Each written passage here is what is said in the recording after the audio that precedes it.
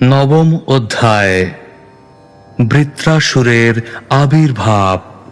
বিশ্বরূপকে ইন্দ্র বধ করেছিলেন এবং সেই জন্য বিশ্বরূপের পিতা ইন্দ্রকে বধ করার জন্য এক যজ্ঞের অনুষ্ঠান করেন, তা এই অধ্যায়ে বর্ণিত হয়েছে।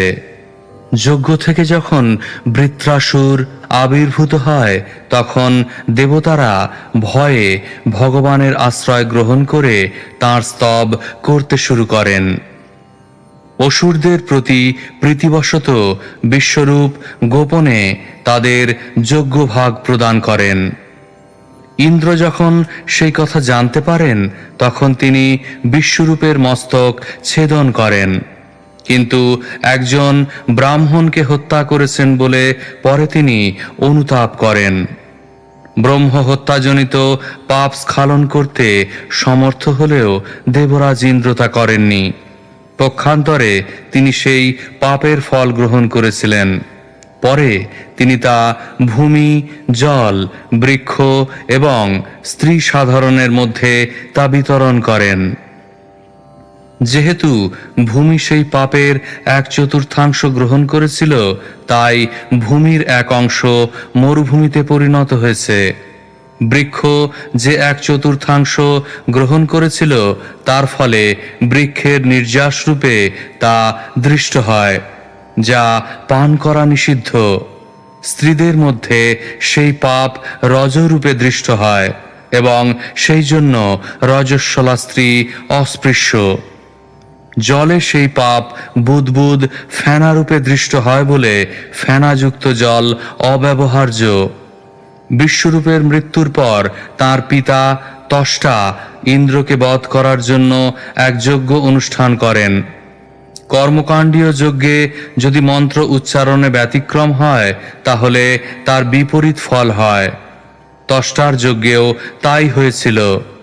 ত্বষ্টা যখন ইন্দ্রের শত্রুর বৃদ্ধি কামনায় মন্ত্র জপ করলেন, তখন ইন্দ্র যার শত্রু সেই বৃত্রাসুরের উৎপত্তি হয়েছিল। যজ্ঞ থেকে যখন বৃত্রাসুরের উৎপত্তি হয় তখন তার ভয়ঙ্কর মূর্তি দর্শন করে ত্রিভুবন কম্পিত হয়েছিল এবং তার দেহের জ্যোতির প্রভাবে দেবতারা নিস্তেজ হয়ে পড়েছিলেন। তখন উপায়ান্তর না দেখে দেবতারা সমস্ত যজ্ঞের ভোক্তা বিশ্বপতি ভগবানের শরণাপন্ন হয়ে তাঁর স্তব করতে শুরু করেছিলেন। দেবতারা তাঁর স্তব করেছিলেন কারণ চরমে ভগবান ছাড়া কেউই জীবকে ভয় এবং বিপদ থেকে রক্ষা করতে পারেন না। ভগবানের শরণাগত না হয়ে দেবতাদের শরণাগত হওয়াকে কুকুরের লেজ ধরে সমুদ্র পার হওয়ার সঙ্গে তুলনা করা হয়। কুকুর সাঁতার কাটতে পারে, কিন্তু তার অর্থ এই নয় যে সেই কুকুরের লেজ ধরে সমুদ্র পার হওয়া যায়। দেবতাদের প্রতি প্রসন্ন হয়ে ভগবান তাঁদের দধীচি মুনির কাছে তাঁর দেহের অস্থি প্রার্থনা করার উপদেশ দেন। দধীচি মুনি দেবতাদের এই অনুরোধে সম্মত হন এবং তাঁর অস্থি নির্মিত অস্ত্রে বৃত্রাসুরকে বধ করা হয়। শ্লোক 1। श्रीशुक उवाच तस्यासन् विश्वरूपस्य शिरांसि त्रीणि भारत सोमपीठं सुरापीठं मन्नादमिति शुश्रूषम्। অনুবাদ।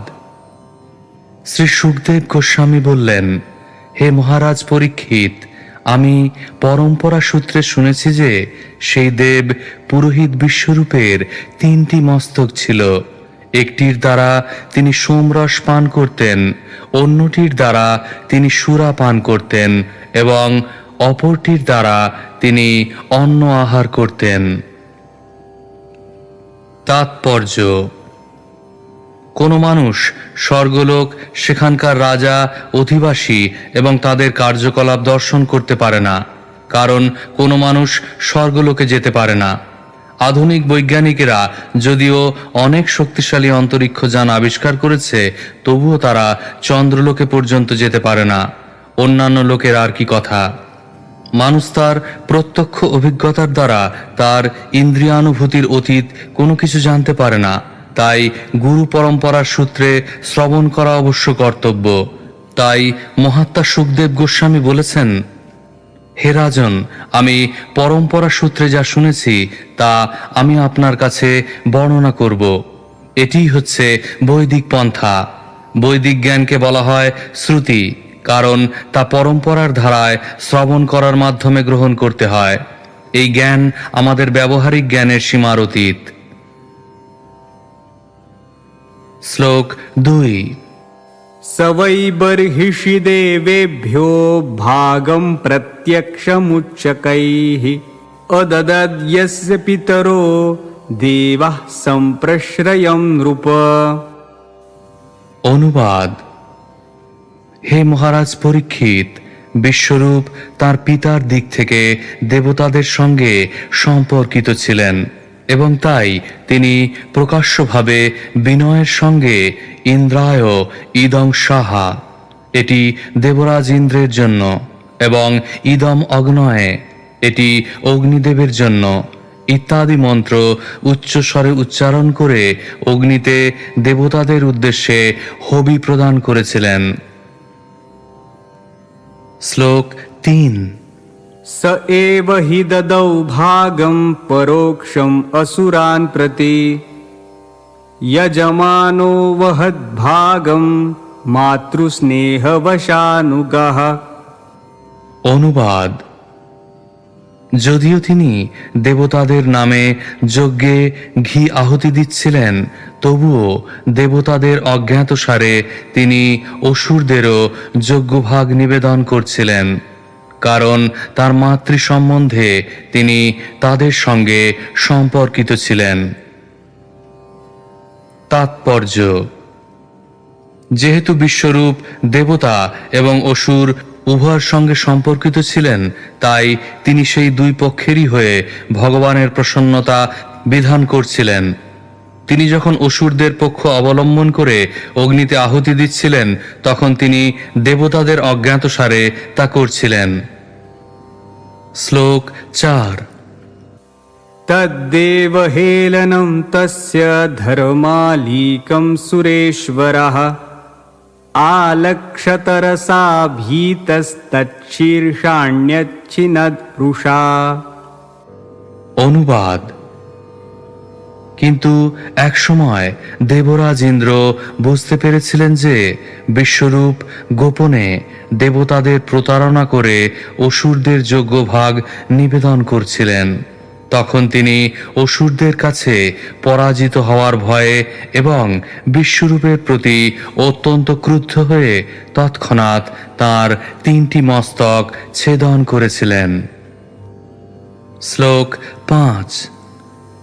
सोमपीठं तु यत्तस्य शिर आसीत् कपिञ्जलः कलविङ्कः सुरापीठम् अन्नादं यत्सतित्तिरिः।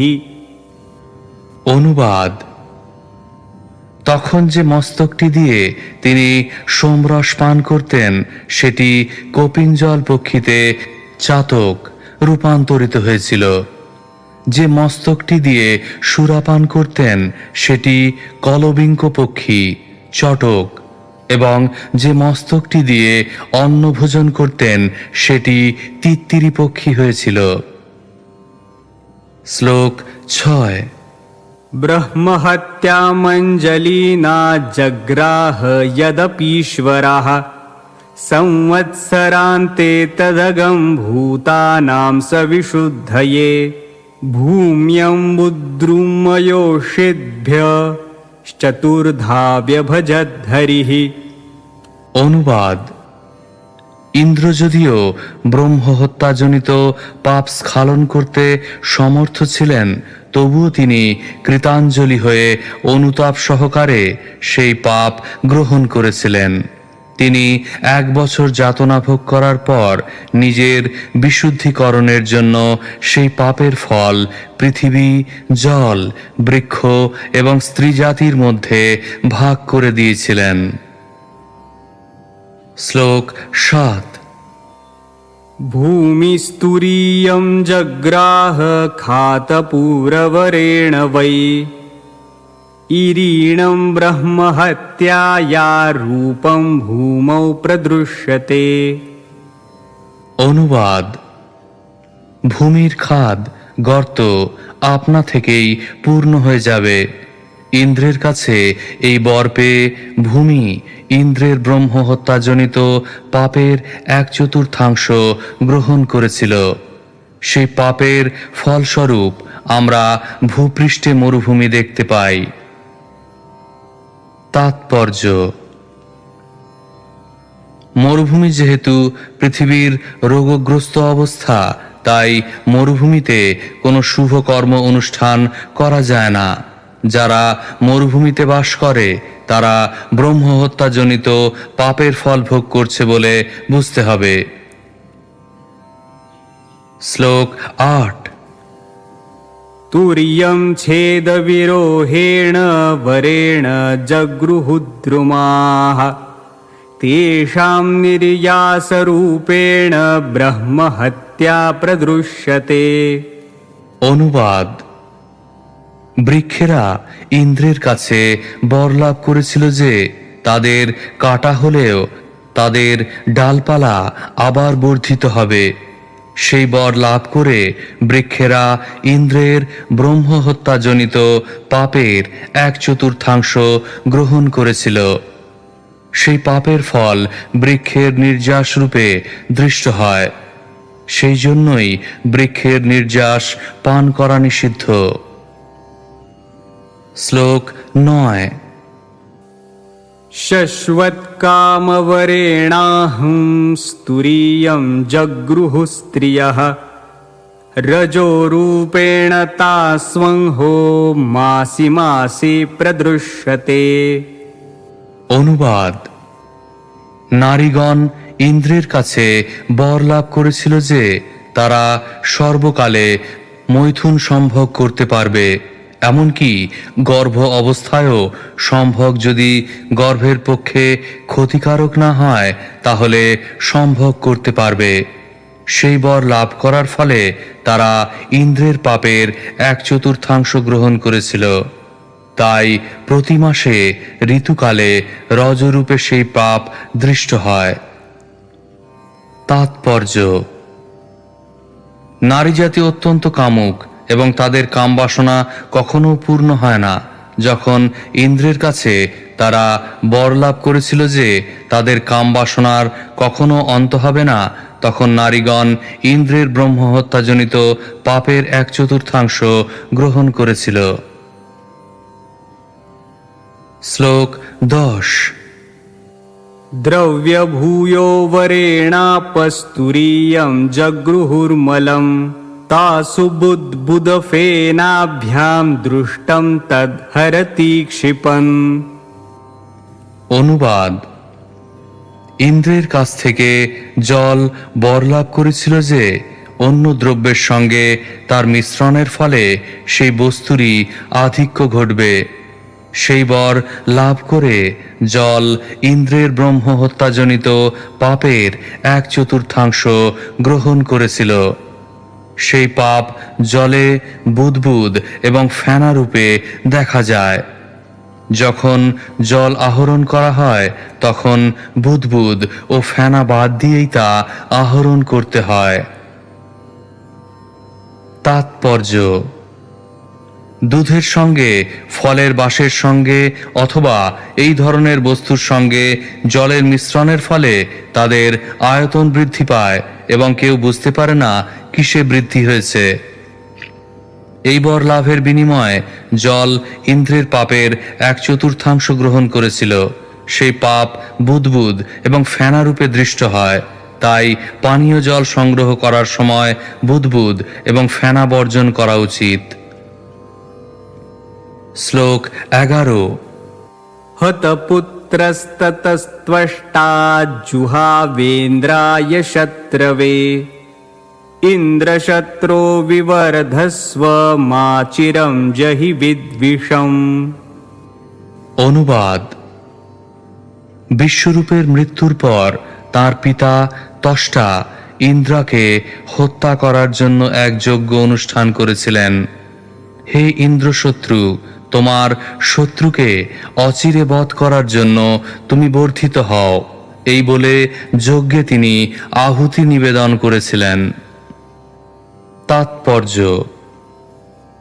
ত্বষ্টার মন্ত্র উচ্চারণে কিছু ভুল হয়েছিল, কারণ তিনি হ্রস্ব উচ্চারণের স্থলে দীর্ঘ উচ্চারণ করেছিলেন এবং তার ফলে সেই মন্ত্রের অর্থ ভিন্ন হয়ে যায়। ত্বষ্টা উচ্চারণ করতে চেয়েছিলেন ইন্দ্রশত্রু, অর্থাৎ হে ইন্দ্রের শত্রু।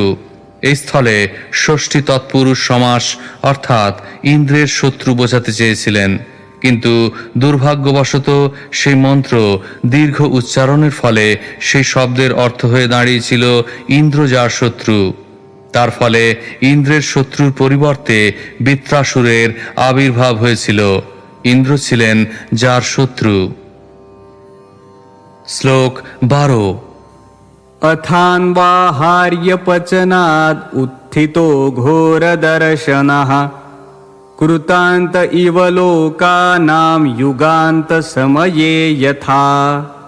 অনুবাদ: তারপর অন্নহার্য নামক যজ্ঞের দক্ষিণ দিগস্থ অগ্নি থেকে প্রলয়কালীন কৃতান্তের মতো অত্যন্ত ভয়ঙ্কর দর্শন এক অসুর উৎপন্ন হয়েছিল। 13-17 विश्वग्विवर्धमानं तमिषु मात्रं दिने दिने दग्धशैलप्रतीकाशं सन्ध्याभ्रानीकवर्चसम् तप्तताम्रशिखाश्मश्रुं मध्याह्नकोग्रलोचनं देदीप्यमाने त्रिशिखे शूल आरोप्य रोदसी नृत्यन्तम् उन्नदन्तं च चालयन्तं पदामहिम् दरीगम्भीरवक्त्रेण पिबता च नभस्थलं लिहता जिह्वयक्ष्राणि ग्रसता भुवनत्रयम् महता रौद्रदंष्ट्रेण जृम्भमाणं मुहुर्मुहुः वित्रस्ता दुर्द्रुवुर्लोका वीक्ष सर्वे दिशो दश। অনুবাদ: চতুর্দিকে বিক্ষিপ্ত বাণের মতো দ্রুত গতিতে সেই অসুরের শরীর দিন দিন বর্ধিত হতে লাগল। তার শরীর দগ্ধ পর্বতের মতো প্রকাণ্ড ও কৃষ্ণবর্ণ ছিল। তার অঙ্গের দীপ্তি সন্ধ্যাকালীন মেঘসমূহের মতো ছিল। তার শিখা শ্মশ্রু উত্তপ্ত তাম্রের মতো পিঙ্গল বর্ণ এবং নেত্রদ্বয় মধ্যাহ্নকালীন সূর্যের মতো অত্যন্ত উগ্র ছিল। সে ছিল দুর্জয় এবং মনে হচ্ছিল যেন সে তার জ্বলন্ত ত্রিশূলের উপর ত্রিলোক ধারণ করেছে। সে উচ্চ স্বরে চিৎকার করতে করতে যখন নৃত্য করছিল, তখন মনে হচ্ছিল যেন সারা পৃথিবী ভূমিকম্পের ফলে কম্পিত হচ্ছে। সে যখন বারবার জৃম্ভন করছিল, তখন মনে হচ্ছিল যেন সে তার পর্বত গহ্বরের মতো গভীর মুখের দ্বারা সমগ্র আকাশ গ্রাস করার চেষ্টা করছে। তাকে মনে হচ্ছিল যেন সে তার জিহ্বার দ্বারা আকাশের নক্ষত্রগুলিকে লেহন করছে এবং তার দীর্ঘ তীক্ষ্ণ দন্তের দ্বারা ত্রিভুবনকে গ্রাস করছে। সেই ভয়ঙ্কর অসুরকে দর্শন করে মানুষেরা ভীত হয়ে 10 দিকে পলায়ন করতে শুরু করেছিল। শ্লোক 18। येनावृता इमे लोकास्तपसा त्वाष्ट्रमूर्तिना स वै वृत्र इति प्रोक्तः पापः परमदारुणः। অনুবাদ: ত্বষ্টার পুত্র অত্যন্ত ভয়ঙ্কর দর্শন সেই অসুর তার তপস্যার প্রভাবে সমগ্র লোক আবৃত করেছিল, তাই তার নাম হয়েছিল বৃত্র, অর্থাৎ যে সব কিছু আবৃত করে। তাৎপর্য: বেদে বলা হয়েছে যে স ইমাল্লোকানো আবৃণোত তদ বৃত্রস্য বৃত্রত্তম। যেহেতু সেই অসুর সমস্ত লোক আবৃত করেছিল, তাই তার নাম হয়েছিল বৃত্রাসুর। শ্লোক 19। तं निजग्नुरभिद्रुत्य सगणा विबुधर्षभाः स्वैः स्वैर्दिव्यास्त्रशस्त्रौघैः सोग्रसत्तानि कृत्स्नशः। অনুবাদ: ইন্দ্র প্রমুখ দেবতারা সসৈন্যে তার প্রতি ধাবিত হয়ে তাদের দিব্য অস্ত্রের দ্বারা তাকে আক্রমণ করেছিলেন, কিন্তু বৃত্রাসুর তাদের সমস্ত অস্ত্রশস্ত্র গ্রাস করেছিল। শ্লোক 20। ततस्ते विस्मिताः सर्वे विषण्णाग्रस्ततेजसः प्रत्यञ्चमादिपुरुषम् उपतस्थुः समाहिताः। অনুবাদ: অসুরের এই প্রকার প্রভাব দর্শন করে দেবতারা অত্যন্ত বিষণ্ণ এবং আশ্চর্যান্বিত হয়েছিলেন। দেবতারা তখন নিস্তেজ হয়ে পড়েছিলেন, তাই তারা সকলে একত্রে মিলিত হয়ে অন্তর্যামী ভগবান নারায়ণের প্রসন্নতা বিধানের জন্য তাঁর পূজা করতে শুরু করেছিলেন। শ্লোক 21। श्रीदेवाऊचुः वायवम्बराज्ञक्षिपितयस्त्रिलोका ब्रह्मादयो ये वयमुद्विजन्तः राम यस्मै बलिमन्तकोऽसौ बिभेति यस्मादरणं ततोऽन्नः। অনুবাদ: দেবতারা বললেন, বায়ু, আকাশ, অগ্নি, জল ও মাটি, এই পঞ্চ মহাভূত থেকে ত্রিলোক সৃষ্টি হয়েছে, যা ব্রহ্মা আদি দেবতাদের দ্বারা নিয়ন্ত্রিত হয়। কাল আমাদের বিনাশ করবে এই ভয় ভীত হয়ে আমরা কাল কর্তৃক নির্দেশিত কর্ম অনুষ্ঠানের দ্বারা সেই কালকে উপহার প্রদান করি, কিন্তু সেই কালও ভগবানের চেয়ে ভীত। অতএব এখন আমরা সেই পরমেশ্বর ভগবানের পূজা করি, যিনি আমাদের পূর্ণরূপে রক্ষা করতে সক্ষম। তাৎপর্য: কেউ যখন মৃত্যু ভয় ভীত হয়, তখন তার কর্তব্য ভগবানের শরণাগত হওয়া। ব্রহ্মা আদি দেবতাগণ এই জড়জগতের বিভিন্ন বিভাগের অধ্যক্ষ হলেও তিনি তাদের সকলেরই পূজ্য। বিভেতি যস্মাৎ শব্দ দুটি ইঙ্গিত করে যে অসুরেরা যতই শক্তিশালী এবং মহৎ হোক না কেন, তারা সকলেই ভগবানের ভয়ে ভীত। দেবতারা মৃত্যু ভয়ে ভীত হয়ে ভগবানের শরণাগত হন এবং তাঁর উদ্দেশ্যে এই প্রার্থনাগুলি নিবেদন করেন। কাল যদিও সকলের কাছে অত্যন্ত ভয়ঙ্কর, তবুও স্বয়ং ভয় ভগবানের ভয়ে ভীত, তাই তিনি হচ্ছেন অভয়। ভগবানের শ্রীপাদপদ্মের শরণ গ্রহণ করার ফলেই প্রকৃতপক্ষে অভয় হওয়া যায়, এবং তাই দেবতারা ভগবানের শরণ গ্রহণ করতে মনস্থ করেছিলেন। শ্লোক 22। अविस्मितं तं परिपूर्णकामं स्वेनैव लाभेन समं प्रशान्तं विनोपसर्पत्यपरं हि बालिशः श्वलाङ्गुलेनातितर्ति सिन्धुम्। অনুবাদ: ভগবান সম্পূর্ণরূপে নিরহংকার এবং তিনি কোনো কিছুরই দ্বারাই আশ্চর্যান্বিত হন না। তার চিন্ময় পূর্ণতার ফলে তিনি সর্বদা আনন্দময় এবং সর্বতোভাবে সন্তুষ্ট। তার কোনো জড় উপাধি নেই এবং তাই তিনি স্থির এবং অনাসক্ত। সেই পরমেশ্বর ভগবান সকলের পরমাশ্রয়। যে ব্যক্তি অন্যের দ্বারা নিজের রক্ষা কামনা করে, সে অবশ্যই অত্যন্ত মূর্খ, যে কুকুরের লেজ ধরে সমুদ্র পার হওয়ার বাসনা করে। তাৎপর্য: কুকুর জলে সাঁতার কাটতে পারে, কিন্তু কেউ যদি কুকুরের লেজ ধরে সমুদ্র পার হতে চায় তাহলে অবশ্যই সে একটি মহামূর্খ। কুকুর কখনো সমুদ্র পার হতে পারে না, এবং কুকুরের লেজ ধরেও কেউ সমুদ্র পার হতে পারে না।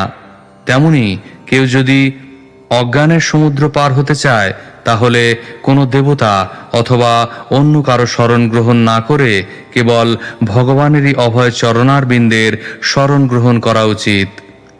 শ্রীমদ্ ভাগবতে 10:14-58 তাই বলা হয়েছে, समाश्रिता ये पदपल्लवप्लवं महत्पदं पुण्ययशो मुरारेः भवाम्बुधिर्वत्सपदं परं पदं पदं यद्विपदां न तेषाम्।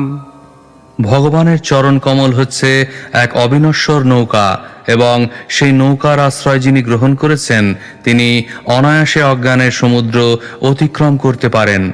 তাই প্রতিপদে যেখানে বিপদ, সেই জড়জগতে বাস করা সত্ত্বেও ভক্তের কোনো বিপদের সম্ভাবনা থাকে না। মানুষের কর্তব্য নিজের মন গড়া ধারণার পরিবর্তে সর্বশক্তিমান ভগবানের শরণাগত হওয়া। শ্লোক 23।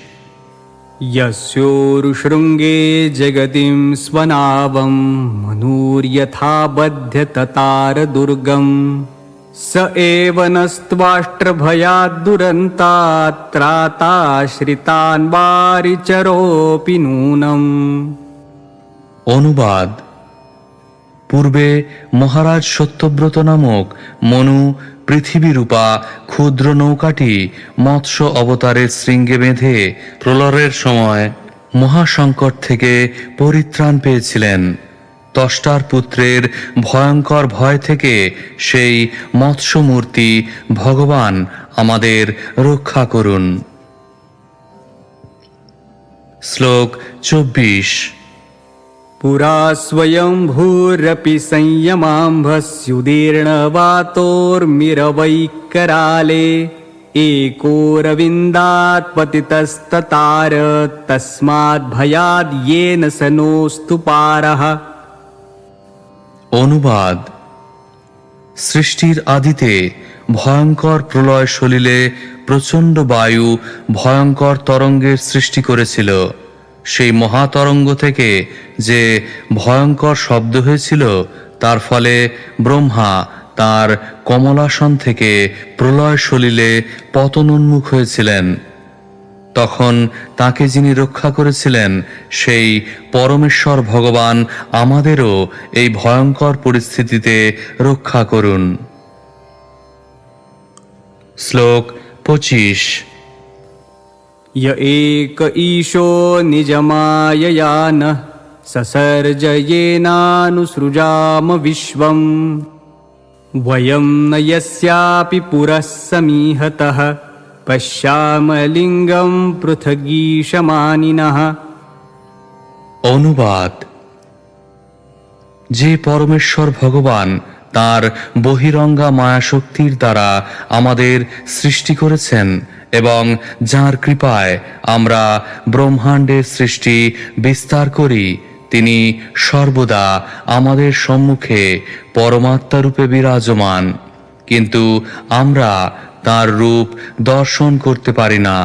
আমরা তাকে দর্শন করতে অক্ষম, কারণ আমরা নিজেদের এক একজন স্বতন্ত্র ঈশ্বর বলে মনে করি। তাৎপর্য: বদ্ধজীব যে কেন ভগবানকে প্রত্যক্ষভাবে দর্শন করতে পারে না তার বিশ্লেষণ এখানে করা হয়েছে।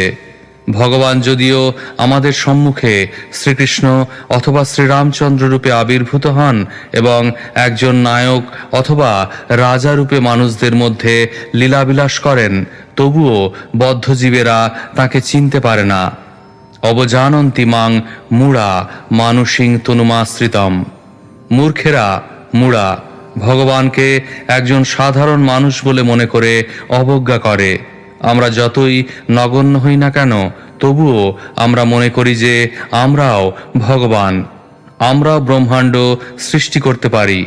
এবং আমরা অন্য আরেকজন ভগবান সৃষ্টি করতে পারি।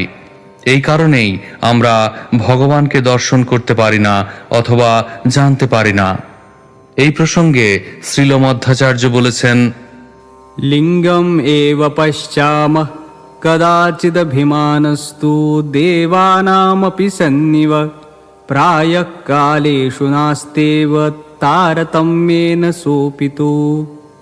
আমরা সকলেই বিভিন্ন মাত্রায় বদ্ধ, কিন্তু আমরা নিজেদের ভগবান বলে মনে করি। সেই জন্যই আমরা ভগবানকে জানতে পারি না অথবা প্রত্যক্ষভাবে দর্শন করতে পারি না। শ্লোক 26-27। यो नः सपत्नैर्भृशमर्द्यमानान् देवर्षितिर्यं नृषु नित्य एव कृतावतारस्तनुभिः स्वमायया कृत्वात्मसात् पाति युगे युगे च। तमेव देवं वयमात्मदैवतं परं प्रधानं पुरुषं विश्वमन्यं व्रजाम सर्वे शरणं शरण्यं स्वानां सनोधास्यति शं महात्मा। অনুবাদ: ভগবান তার অচিন্ত অন্তরঙ্গা শক্তির প্রভাবে বহু দিব্য শরীরে নিজেকে বিস্তার করেন।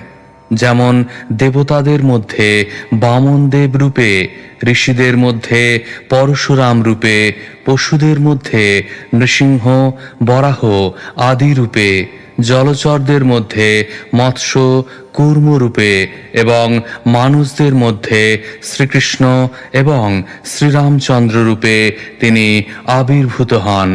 তাঁর অহৈতুকী কৃপার প্রভাবে তিনি সর্বদা অসুরদের দ্বারা উৎপীড়িত দেবতাদের রক্ষা করেন। তিনি সমস্ত জীবের পরম আরাধ্য, পরম কারণ। প্রকৃতি ও পুরুষ রূপে তিনি সমস্ত সৃষ্টির মূল।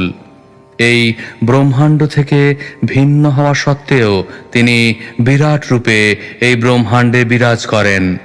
আমাদের ভয়ার্ত অবস্থায় আমরা তাঁর শরণাগত হই, কারণ আমরা নিশ্চিত রূপে জানি যে সেই পরম ঈশ্বর, পরম আত্মা আমাদের রক্ষা করবেন।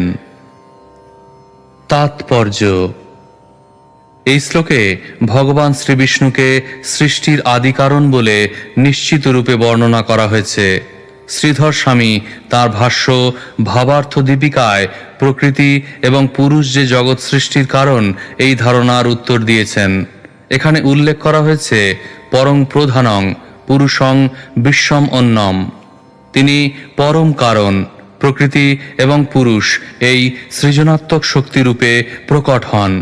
যদিও তিনি জগৎ থেকে ভিন্ন, তবুও তিনি বিরাট রূপে বিরাজ করেন। সৃষ্টির মূল উৎসরূপী প্রকৃতি হচ্ছে ভগবানের বহিরঙ্গা শক্তি এবং পুরুষ শব্দটি জীবদের ইঙ্গিত করে, যা ভগবানের অন্তরঙ্গা শক্তি সম্ভূত।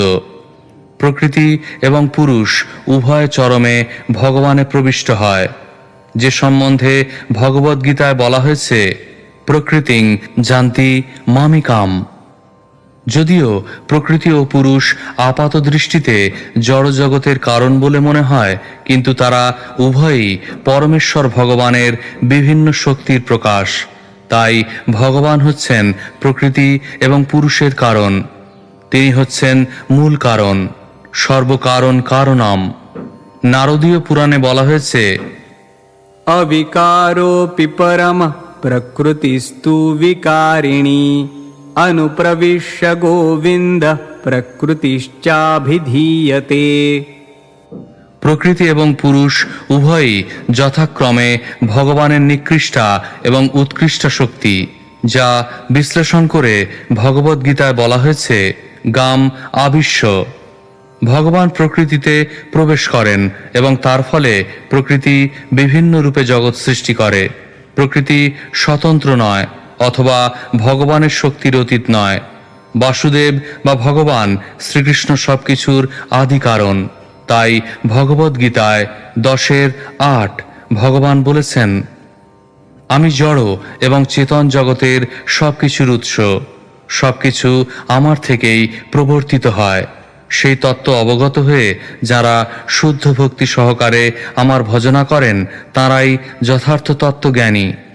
শ্রীমদ্ ভাগবতেও 2:9-33 ভগবান বলেছেন, অহম এবাসম এবাগ্রে। সৃষ্টির পূর্বে কেবল আমিই ছিলাম, সেই কথা ব্রহ্মাণ্ড পুরাণে প্রতিপন্ন হয়েছে। स्मृतिर्व्यवधानेन प्रकृतित्वमिति स्थितिः उभयात्मकसूतित्वाद्वासुदेवः परपुमान् प्रकृतिः पुरुषश्चेति शब्दैरेकोऽभिधीयते। ব্রহ্মাণ্ড সৃষ্টি করার জন্য ভগবান পরোক্ষভাবে পুরুষরূপে এবং প্রত্যক্ষভাবে প্রকৃতিরূপে কার্য করেন। যেহেতু উভয় শক্তি সর্বব্যাপ্ত, ভগবান বাসুদেব থেকে উদ্ভূত, তাই তিনি প্রকৃতি এবং পুরুষ রূপে পরিচিত। অতএব বাসুদেব হচ্ছেন সর্বকারণের পরম কারণ, সর্বকারণ কারণম। শ্লোক 28। श्रीशुक उवाच इति तेषां महाराज सुराणाम् उपतिष्ठतां प्रतीच्यां दिश्यभूदाभिः शङ्खचक्रगदाधरः। অনুবাদ। শ্রী সুখদেব গোস্বামী বললেন, হে রাজন, দেবতারা এইভাবে স্তব করলে শঙ্খ চক্র গদাধর হরি প্রথমে তাদের হৃদয়ে এবং তারপর তাদের সম্মুখে আবির্ভূত হয়েছিলেন। শ্লোক 29-30। आत्मतुल्यैः षोडशभिर्विना श्रीवत्सकौस्तुभौ पर्युपासितमुन्निद्रशरदम्बुरुहे क्षणम् दृष्ट्वा तमवनौ सर्व ईक्षणाह्लादविक्लवाः दण्डवत्पतिता राजञ्छैनैरुत्थाय तुष्टुवुः। অনুবাদ। হে রাজন, শ্রী বৎস চিহ্ন এবং কৌস্তবমণি ব্যতীত অন্যান্য অলঙ্কারে বিভূষিত হয়ে ভগবানেরই সমতুল্য ষোড়শ সংখ্যক পার্শ্বদ দ্বারা চতুর্দিকে সেব্যমান শরৎকালীন বিকশিত পদ্মফুলের মতো নেত্র সমন্বিত ভগবানকে দর্শন করে দেবতারা আনন্দে বিহ্বল হয়ে ভূমিতে দণ্ডবৎ প্রণতি নিবেদন করেছিলেন এবং তারপর ধীরে ধীরে উঠে দাঁড়িয়ে তারা পুনরায় প্রার্থনা করতে শুরু করেছিলেন। তাৎপর্য। বৈকুণ্ঠলোকে ভগবান চতুর্ভুজ সমন্বিত এবং বক্ষস্থলে শ্রী বৎসচিহ্ন ও কৌস্তবমণি দ্বারা অলঙ্কৃত। এইগুলি ভগবানের বিশিষ্ট চিহ্ন। বৈকুণ্ঠলোকে ভগবানের পার্ষদ এবং অন্যান্য ভক্তেরা ভগবানেরই মতো রূপ সমন্বিত, কেবল তাদের শ্রীবৎস চিহ্ন এবং কৌস্তবমণি নেই। শ্লোক 31। श्रीदेवाऊचुः नमस्ते यज्ञवीर्याय वसते उत ते नमः नमस्ते हस्तचक्राय नमः सुपुरुहूतये। অনুবাদ। দেবতারা বললেন, হে পরমেশ্বর ভগবান, আপনি যজ্ঞের ফল প্রদানকারী এবং আপনি যজ্ঞের ফল বিনাশকারী কালস্বরূপ। আপনি অসুরদের বিনাশের জন্য চক্র বিক্ষেপকারী এবং আপনি বহু নামধারী। হে ভগবান, আমরা আপনাকে শ্রদ্ধা সহকারে নমস্কার করি। শ্লোক 32। यत्ते गतीनां तिस्रूणाम् ईशितुः परमं पदं नार्वाचिनो विसर्गस्य धातरवेदितुमर्हति। অনুবাদ। হে পরম নিয়ন্তা, আপনি ত্রিবিধ গতির স্বর্গলোকে উন্নতি, মনুষ্য জন্ম এবং নরক যন্ত্রণা নিয়ন্তা, তবু আপনার পরম ধাম হচ্ছে বৈকুণ্ঠ লোক। যেহেতু আপনি এই জগৎ সৃষ্টি করার পর আমরা এসেছি, তাই আপনার কার্যকলাপ অবগত হওয়া আমাদের পক্ষে অসম্ভব। অতএব আপনাকে আমাদের সশ্রদ্ধ প্রণতি ব্যতীত অন্য আর কিছুই নিবেদন করার নেই। তাৎপর্য: অনভিজ্ঞ ব্যক্তিরা সাধারণত জানে না ভগবানের কাছে কি প্রার্থনা করতে হয়। জড়জগতের সমস্ত জীবেদের মধ্যে কেউই জানে না ভগবানের কাছে কি বর প্রার্থনা করতে হয়। মানুষ সাধারণত স্বর্গলোকে উন্নীত হওয়ার বর প্রার্থনা করে, কারণ বৈকুণ্ঠ লোক সম্বন্ধে তারা কিছুই জানে না। শ্রী মধ্বাচার্য সেই সম্বন্ধে নিম্নলিখিত শ্লোকটির উল্লেখ করেছেন: देवलोकात् पितृलोकात् निरयाच्चापि यत्परं तिस्त्रुभ्यः परमं स्थानं वैष्णवं विदुषां गतिः। দেবলোক, পিতৃলোক, নিরয় বা নরক আদি বহু গ্রহলোক রয়েছে। কেউ যখন এই সমস্ত লোক অতিক্রম করে বৈকুণ্ঠ লোকে প্রবেশ করেন, তখন তিনি বৈষ্ণবের পরম পদ প্রাপ্ত হন। অন্য সমস্ত লোকে বৈষ্ণবদের করণীয় কিছুই নেই। শ্লোক 33। ॐ नमस्तेस्तु भगवन्नारायण वासुदेवादिपुरुष महापुरुष महानुभाव परममङ्गल परमकल्याण परमकारुणिक केवल जगदाधार लोकैकनाथ सर्वेश्वर लक्ष्मीनाथ परमहंस परिव्राजकै परमेणात्मयोग समाधिना परिभावित परिस्फुट पारमहंस्य धर्मेणोद्धधाटितमः कपाटद्वारे चित्ते पावृत आत्मलोके स्वयमुपलब्ध निज सुखानुभवो भवान्। অনুবাদ: হে ভগবান, হে নারায়ণ, হে বাসুদেব, হে আদি পুরুষ, হে মহাপুরুষ, হে মহানুভব, হে পরম মঙ্গল, হে পরম কল্যাণ, হে পরম করুণাময়, হে নির্বিকার, হে জগদাধার, হে লোকনাথ, হে সর্বেশ্বর, হে লক্ষ্মীনাথ, পরমহংস, পরিব্রাজক, সন্ন্যাসীরা যারা কৃষ্ণ ভক্তি প্রচার করার জন্য পৃথিবীর সর্বত্র ভ্রমণ করেন, ভক্তিযোগে পূর্ণরূপে সমাধিমগ্ন হয়ে তারা আপনাকে উপলব্ধি করতে পারেন। যেহেতু তাদের মন আপনাতে একাগ্রীভূত, তাই তারা তাদের শুদ্ধ অন্তঃকরণে আপনার স্বরূপ হৃদয়ঙ্গম করতে পারেন। যখন তাদের হৃদয়ের অন্ধকার সম্পূর্ণরূপে বিদূরিত হয় এবং আপনি তাদের কাছে প্রকাশিত হন, তখন তারা আপনার চিন্ময় স্বরূপের দিব্য আনন্দ আস্বাদন করতে পারেন। তারা ছাড়া আর কেউই আপনাকে উপলব্ধি করতে পারে না। তাই আমরা আপনাকে আমাদের সশ্রদ্ধ প্রণতি নিবেদন করি। তাৎপর্য: বিভিন্ন শ্রেণীর ভক্ত এবং যোগীদের কাছে বিভিন্নভাবে প্রকাশিত হন বলে ভগবানের অনেক দিব্য নাম রয়েছে। যখন তার নির্বিশেষ রূপের উপলব্ধি হয়, তখন তাকে বলা হয় ব্রহ্ম। যখন তাকে পরমাত্মা রূপে উপলব্ধি হয়, তখন তাকে বলা হয় অন্তর্যামী। এবং যখন তিনি জড় সৃষ্টির জন্য বিবিধ রূপে নিজেকে বিস্তার করেন, তখন তাকে ক্ষীরোদক-সাই বিষ্ণু, গর্ভোদক-সাই বিষ্ণু এবং কারণোদক-সাই বিষ্ণু বলা হয়। যখন তিনি বাসুদেব, শঙ্কর্ষণ, প্রদ্যুম্ন, অনিরুদ্ধ এই চতুর্ভুহ রূপে উপলব্ধ হন, যিনি বিষ্ণুর উক্ত তিন রূপের অতীত, তখন তাকে বৈকুণ্ঠ নারায়ণ বলা হয়। নারায়ণ উপলব্ধির ঊর্ধ্বে বলদেব উপলব্ধি এবং তারও ঊর্ধ্বে শ্রীকৃষ্ণ উপলব্ধি। এই সমস্ত উপলব্ধি তখনই সম্ভব হয় যখন মানুষ পূর্ণরূপে ভগবত ভক্তিতে যুক্ত হন। তখন হৃদয়ের অন্তঃস্থলের রুদ্ধদ্বার ভগবান এবং তার বিভিন্ন রূপকে উপলব্ধি করার জন্য পূর্ণরূপে উন্মুক্ত হয়।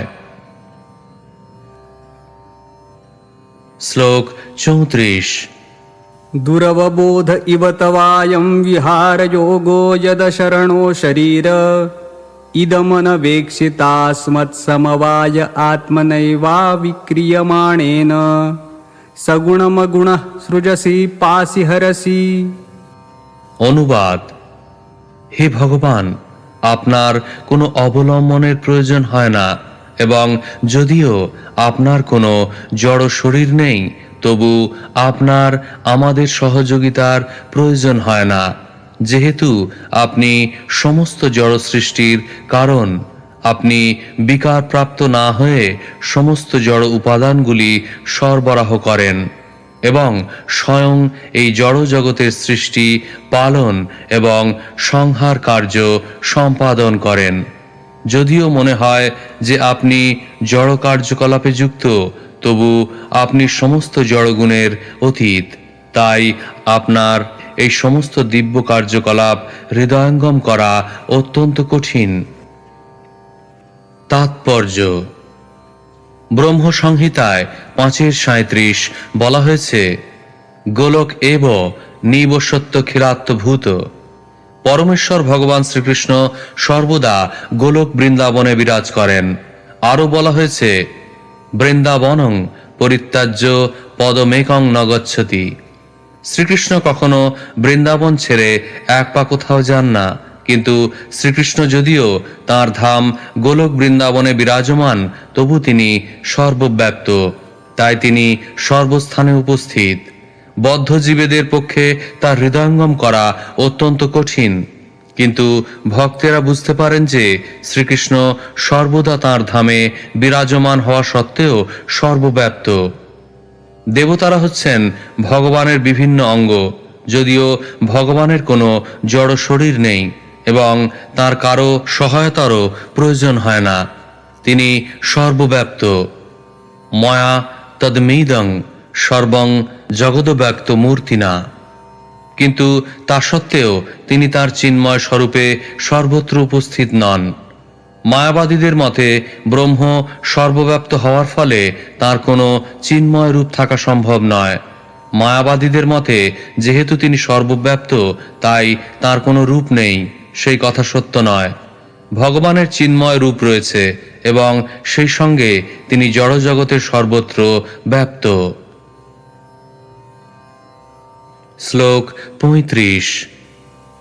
अथ तत्र भवान् किं देवदत्तवदीह गुणविसर्गपतितः पारतन्त्रेण स्वकृतकुशलाकुशलम् फलमुपाददात्या होस्विदात्मा राम उपशमशीलः समञ्जसदर्शन उदास्त इति हवाव न विदामः। অনুবাদ: আমাদের দুটি প্রশ্ন। সাধারণ বদ্ধজীব জড়া প্রকৃতির নিয়মের অধীন এবং তার ফলে তাকে তার কর্মের ফল ভোগ করতে হবে। আপনিও কি একজন সাধারণ মানুষের মতো জড়া প্রকৃতির গুণ থেকে উৎপন্ন একটি শরীরে অবস্থান করেন? আপনি কি কাল, কর্ম আদির অধীনে সকৃত শুভ এবং অশুভ ফল ভোগ করেন? নতুবা আপনি কি আত্মারাম, জড় বাসনামুক্ত এবং নিত্য চিৎশক্তিযুক্ত নিরপেক্ষ সাক্ষী রূপে কেবল বিরাজ করেন? আমরা আপনার প্রকৃত স্থিতি বুঝতে পারি না।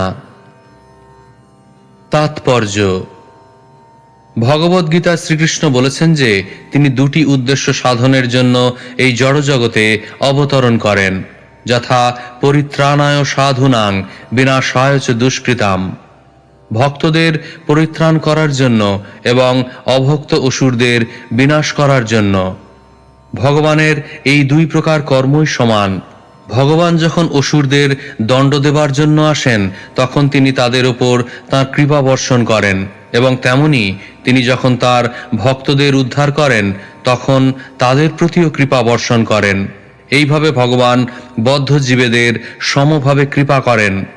কোনো বদ্ধ জীব যখন অন্যদের ত্রাণ করেন, তখন তিনি পুণ্য অর্জন করেন, এবং কেউ যখন অন্যদের দুঃখ কষ্ট দেয়, তখন সে পাপ কর্ম করে। কিন্তু ভগবান পুণ্যবান বা পাপী নন, তিনি সর্বদাই পূর্ণ চিৎশক্তি সমন্বিত। যার দ্বারা তিনি দণ্ডনীয় এবং রক্ষণীয় উভয়কেই সমান কৃপা প্রদর্শন করেন। ভগবান অপাপবিদ্ধম, তিনি কখনো পাপ কর্মের দ্বারা কলুষিত হন না। শ্রীকৃষ্ণ যখন এই পৃথিবীতে বিরাজ করছিলেন তখন তিনি বহু বৈরীভাব সম্পন্ন অভক্তদের সংহার করেছিলেন, কিন্তু তারা সকলেই সারূপ্য মুক্তি লাভ করেছিলেন, অর্থাৎ তারা তাদের চিন্ময় স্বরূপ পুনঃপ্রাপ্ত হয়েছিলেন। যারা ভগবানকে জানে না তারা বলে যে ভগবান তাদের প্রতি নির্দয়, কিন্তু অন্যদের প্রতি সদয়। প্রকৃতপক্ষে ভগবদ্গীতায় 9:29 ভগবান বলেছেন, সমহং সর্বভূতেষু ন মে দৃশ্যহন্তি ন প্রিয়। আমি সকলের প্রতি সমদর্শী, কেউই আমার শত্রু নয় অথবা বন্ধু নয়। কিন্তু তিনি এও বলেছেন যে ভজন্তি তুমাং ভক্তা ময়িতে তেষু চাপ্যহম। কেউ যদি আমার ভক্ত হয় এবং সর্বতভাবে আমার শরণাগত হয়, সে আমার বিশেষ মনোযোগ আকর্ষণ করে। শ্লোক 36। नहि विरोध उभयं भगवत्य परिमित गुणगण ईश्वरे नवगाह्य महात्मेर्वाचिन विकल्प वितर्क विचार प्रमाणाभा सकुतर्क शास्त्र कलिलान्तःकरणाश्रय दुरवग्रहवादिनां विवादानवसर उपरत समस्त मायामये केवल एवात्म मायामन्तरधाय कोन्वर्थो दुर्घट इव भवति स्वरूपद्वाया भावात्। অনুবাদ: হে ভগবান, আপনাতে সমস্ত বিরোধের সমন্বয় হয়। যেহেতু আপনি পরম পুরুষ, অনন্ত দিব্যগুণের আধার, পরম ঈশ্বর, তাই আপনার অনন্ত মহিমা বদ্ধ জীবদের কল্পনার অতীত। আধুনিক সিদ্ধান্তবাদীরা প্রকৃত সত্য যে কি তা না জেনে কোনটি সত্য এবং কোনটি মিথ্যা তা নিয়ে তর্ক করে। তাদের তর্ক সর্বদাই ভ্রান্ত এবং তাদের বিচার অমীমাংসিত, কারণ আপনার সম্বন্ধে জ্ঞান লাভ করার প্রকৃত পন্থা তারা জানে না। যেহেতু তাদের মন অপসিদ্ধান্তপূর্ণ, তথাকথিত শাস্ত্রের দ্বারা বিক্ষুব্ধ, তাই তারা পরম সত্য আপনাকে জানতে অক্ষম। অধিকন্তু সিদ্ধান্তে উপনীত হওয়ার কলুষিত আগ্রহবশত তাদের মতবাদগুলি তাদের জড় ধারণার অতীত। অধৈর্য আপনাকে প্রকাশ করতে পারে না। আপনি এক এবং অদ্বিতীয়, এবং তাই আপনার কাছে কর্তব্য অকর্তব্য, সুখ দুঃখ ইত্যাদির বিরোধ নেই। আপনার শক্তি এমনই মহান যে আপনার ইচ্ছা অনুসারে আপনি যে কোনো কিছু সৃষ্টি করতে পারেন এবং ধ্বংস করতে পারেন। এই শক্তির প্রভাবে আপনার পক্ষে অসম্ভব কি হতে পারে? আপনার স্বরূপে যেহেতু কোনো দ্বৈত ভাব নেই, তাই আপনি আপনার শক্তির প্রভাবে সবকিছুই করতে পারেন। তাৎপর্য: ভগবান স্বয়ং সম্পূর্ণ হওয়ার ফলে চিন্ময় আনন্দে পূর্ণ আত্মারাম। তিনি আনন্দ দুই ভাগে উপভোগ করেন, যখন তাকে প্রসন্ন বলে মনে হয় এবং যখন তাকে দুঃখিত বলে মনে হয়। তার মধ্যে ভেদ এবং বিভেদ সম্ভব নয়, কারণ সেগুলির উদ্ভব তাঁর থেকেই হয়। ভগবান সমস্ত জ্ঞান, সমস্ত শক্তি, সমস্ত সৌন্দর্য, সমস্ত ঐশ্বর্য এবং সমস্ত যশের উৎস। তাঁর শক্তি অসীম। যেহেতু তিনি সমস্ত দিব্যগুণে পূর্ণ, তাই জড় জগতের কোনো কলুষ তার মধ্যে থাকতে পারে না। তিনি জড়াতীত ও চিন্ময়, এবং তাই জড় সুখ ও দুঃখের ধারণা তার ক্ষেত্রে প্রযোজ্য নয়। ভগবানের মধ্যে যদি বিরোধ ভাব দেখা যায়, তাতে আশ্চর্য হওয়ার কিছু নেই। প্রকৃতপক্ষে তার মধ্যে কোনো বিরোধ নেই। তিনি যে পরম, তার অর্থ এই, যেহেতু তিনি সর্বশক্তিমান, তাই তার অস্তিত্ব আছে কি নেই তা নিয়ে বদ্ধজীবেদের যে তর্ক, তিনি তার অধীন নন। ভক্তদের শত্রুগণকে হত্যা করে ভক্তদের রক্ষা করে তিনি আনন্দ পান। এইভাবে হত্যা এবং রক্ষা উভয়ের মাধ্যমেই তিনি আনন্দ উপভোগ করেন। দ্বৈতভাব থেকে এই মুক্তি কেবল ভগবানের ক্ষেত্রেই নয়, তার ভক্তদের ক্ষেত্রেও প্রযোজ্য। বৃন্দাবনে ব্রজবালিকারা ভগবান শ্রীকৃষ্ণের সাহচর্যে দিব্য আনন্দ উপভোগ করেন। আবার কৃষ্ণ বলরাম যখন বৃন্দাবন ছেড়ে মথুরায় চলে যান, তখনও তাদের বিরহে তারা সেই অপ্রাকৃত আনন্দ অনুভব করেন। পরমেশ্বর ভগবান এবং তার শুদ্ধ ভক্ত উভয়ের ক্ষেত্রেই জড় দুঃখ অথবা সুখের কোনো প্রশ্ন ওঠে না। যদিও আপাত দৃষ্টিতে কখনো কখনো বলা হয় যে তারা দুঃখী অথবা সুখী, যিনি আত্মারাম তিনি উভয় স্থিতিতেই আনন্দমগ্ন থাকেন। অভক্তেরা ভগবানের মধ্যে এই বিরোধের অভাব বুঝতে পারে না। তাই ভগবদ্গীতায় ভগবান বলেছেন, ভক্তা মাম অভিজানাতি। ভগবানের চিন্ময় লীলা কেবল ভগবত ভক্তির মাধ্যমে হৃদয়ঙ্গম করা যায়। অভক্তদের কাছে তা সম্পূর্ণরূপে দুর্বোধ্য। অচিন্তা খলু যে ভাবান তাংস্তর্কেন যোজয়েত। ভগবান এবং তার নাম, রূপ, লীলা ও বৈশিষ্ট্য অভক্তদের কাছে অচিন্ত এবং তাই যুক্তিতর্কের দ্বারা তা বোঝার চেষ্টা করা উচিত নয়। তার ফলে তারা কখনোই পরম সত্যকে জানতে পারবে না। শ্লোক 37। समविषममतीनां मतमनुसरसि यथा रज्जुखण्ड सर्पादिधीयाम्।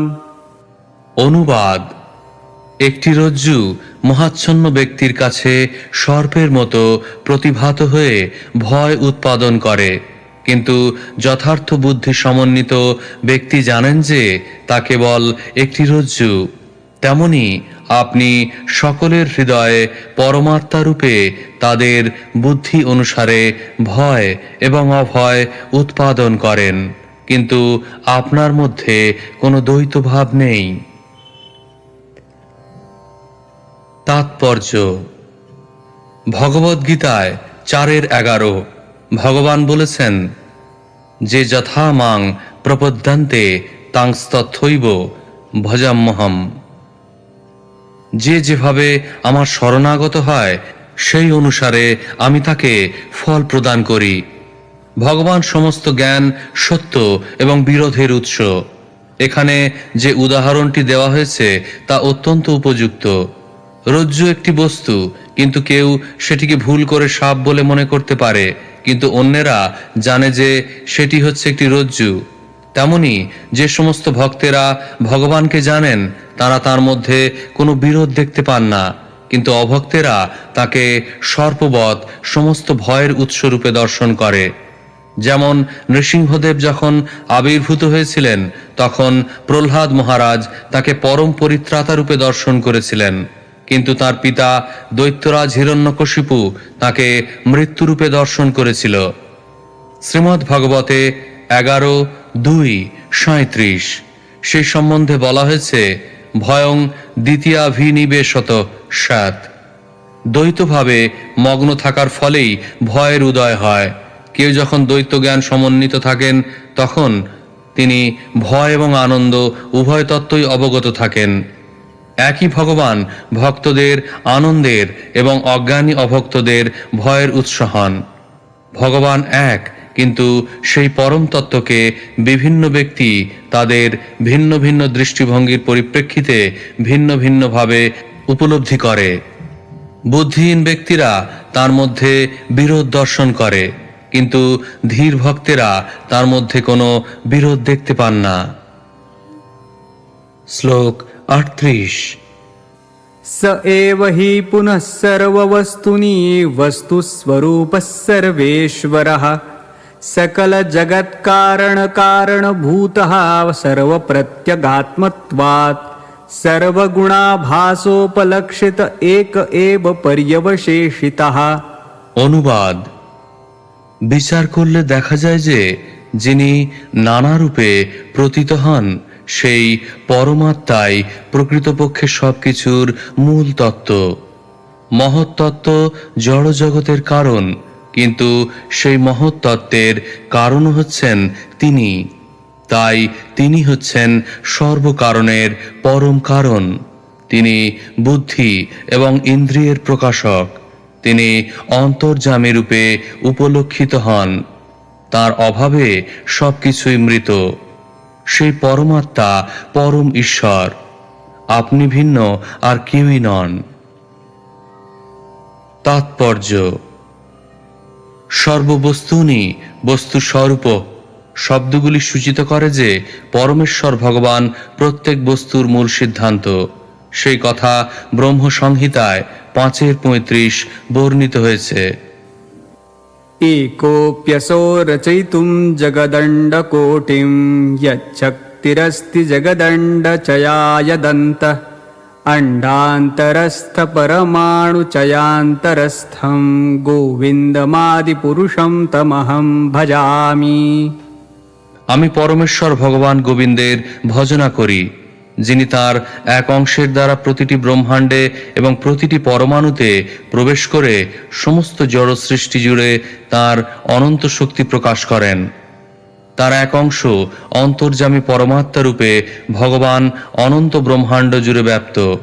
তিনি সমস্ত জীবের প্রত্যক বা অন্তর্যামী। ভগবান ভগবদ্ গীতায় 13:3 বলেছেন, ক্ষেত্রজ্ঞং চাপিমাং বিদ্ধি সর্বক্ষেত্রেষু ভারত। হে ভারত শ্রেষ্ঠ, জেনে রাখো যে আমি সমস্ত দেহেরও জ্ঞাতা, ক্ষেত্রজ্ঞ।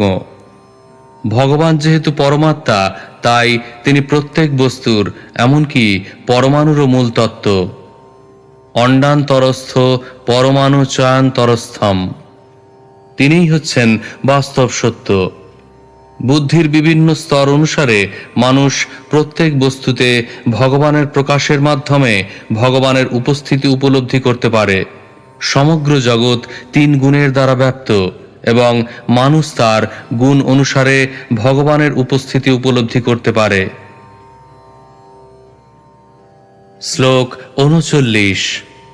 अथ वाव तव महिमामृतरससमुद्रविप्रुषा सकृदवलिढ्या स्वमनसि निःशन्दमाना नवरतसुखेन विस्मारितदृष्टश्रुतविषयसुखलेशाभासः परमभागवता एकान्तिनो भगवती सर्वभूत प्रियसुद्धि सर्वात्मनि नितरां निरन्तरं निवृत्तमनसः कथमुह वा एते मधुमथन पुनः स्वार्थकुशला ह्यात्मप्रियसुहृदः साधवस्त्वचरणाम्बुजानुसेवां विसृजन्ति न यत्र पुनरयं संसारपर्यावर्तः। অনুবাদ: অতএব হে মধুসূদন, যারা আপনার মহিমা সমুদ্রের এক বিন্দু অমৃত আস্বাদন করেছেন, তাদের মনে নিরন্তর আনন্দের ধারা প্রবাহিত হতে থাকে। এই প্রকার মহান ভক্ত মায়িক দৃষ্টি এবং শ্রুতিজাত বিষয় সুখের আভাস বিস্তৃত হন। সমস্ত বিষয় বাসনা থেকে মুক্ত এই মহাভাগবতেরা সমস্ত জীবের প্রকৃত সুহৃদ। তাদের মন সর্বতোভাবে আপনাতে নিবেদন করে এবং চিন্ময় আনন্দ আস্বাদন করে তারা জীবনের প্রকৃত উদ্দেশ্য সাধনে নিপুণ। হে ভগবান, আপনি এই ভক্তদের পরম আত্মা এবং পরম সুহৃদ, যারা কখনো এই জড় জগতে ফিরে আসেন না। তারা কিভাবে আপনার শ্রীপাদপদ্মের সেবা পরিত্যাগ করতে পারেন? তাৎপর্য: অভক্তেরা যদিও তাদের অল্প জ্ঞান এবং জল্পনা কল্পনার অভ্যাসের ফলে ভগবানকে জানতে পারে না, কিন্তু ভগবত ভক্ত একবার মাত্র ভগবানের শ্রীপাদপদ্মের অমৃত আস্বাদন করার ফলে ভগবত ভক্তির দিব্য আনন্দ উপলব্ধি করতে পারেন। ভগবত ভক্ত জানেন যে কেবলমাত্র ভগবানের সেবা সম্পাদন করার ফলে তিনি সকলের সেবা করছেন। তাই ভগবত ভক্তই সমস্ত জীবের প্রকৃত সুহৃদ। শুদ্ধ ভক্তই কেবল সমস্ত বদ্ধ জীবেদের মঙ্গলের জন্য ভগবানের মহিমা প্রচার করতে পারেন। শ্লোক 40। त्रिभुवनात्मभवन त्रिविक्रम त्रिनयन त्रिलोकमनोहारानुभाव तवैव विभूतयो दिति जदनुजादयश्चापि तेषामुपक्रमसमयोऽयमिति स्वात्ममायया सुरनरमृगमिश्रितजलचराकृतिभिर्यथापराधं दण्डं दण्डधर दद्धर्थ एवमेनपि भगवन् जहित्वाष्ट्रमुत यदि मन्यसे। অনুবাদ: হে ভগবান, হে ত্রিভুবন স্বরূপ, ত্রিভুবনের জনক, হে বামন রূপধারী ত্রিবিক্রম, হে নৃসিংহদেবরূপী ত্রিনয়ন, হে ত্রিলোক মনোহর, মনুষ্য, দৈত্য, দানব সকলেই আপনার শক্তির প্রকাশ। হে পরম শক্তিমান, অসুরেরা যখন অত্যন্ত শক্তিশালী হয়ে ওঠে তখন তাদের দণ্ডদান করার জন্য আপনি বিভিন্ন রূপে সর্বদা অবতরণ করেন। আপনি বামন দেব, রামচন্দ্র ও কৃষ্ণ রূপে আবির্ভূত হয়েছেন। আপনি কখনো কখনো বরাহ আদি পশু রূপে আবির্ভূত হন, কখনো নৃসিংহদেব রূপে এবং হয়গ্রীব এই মিশ্র রূপে আবির্ভূত হন, এবং কখনো মৎস্য, কূর্ম আদি জলচর রূপে আবির্ভূত হন।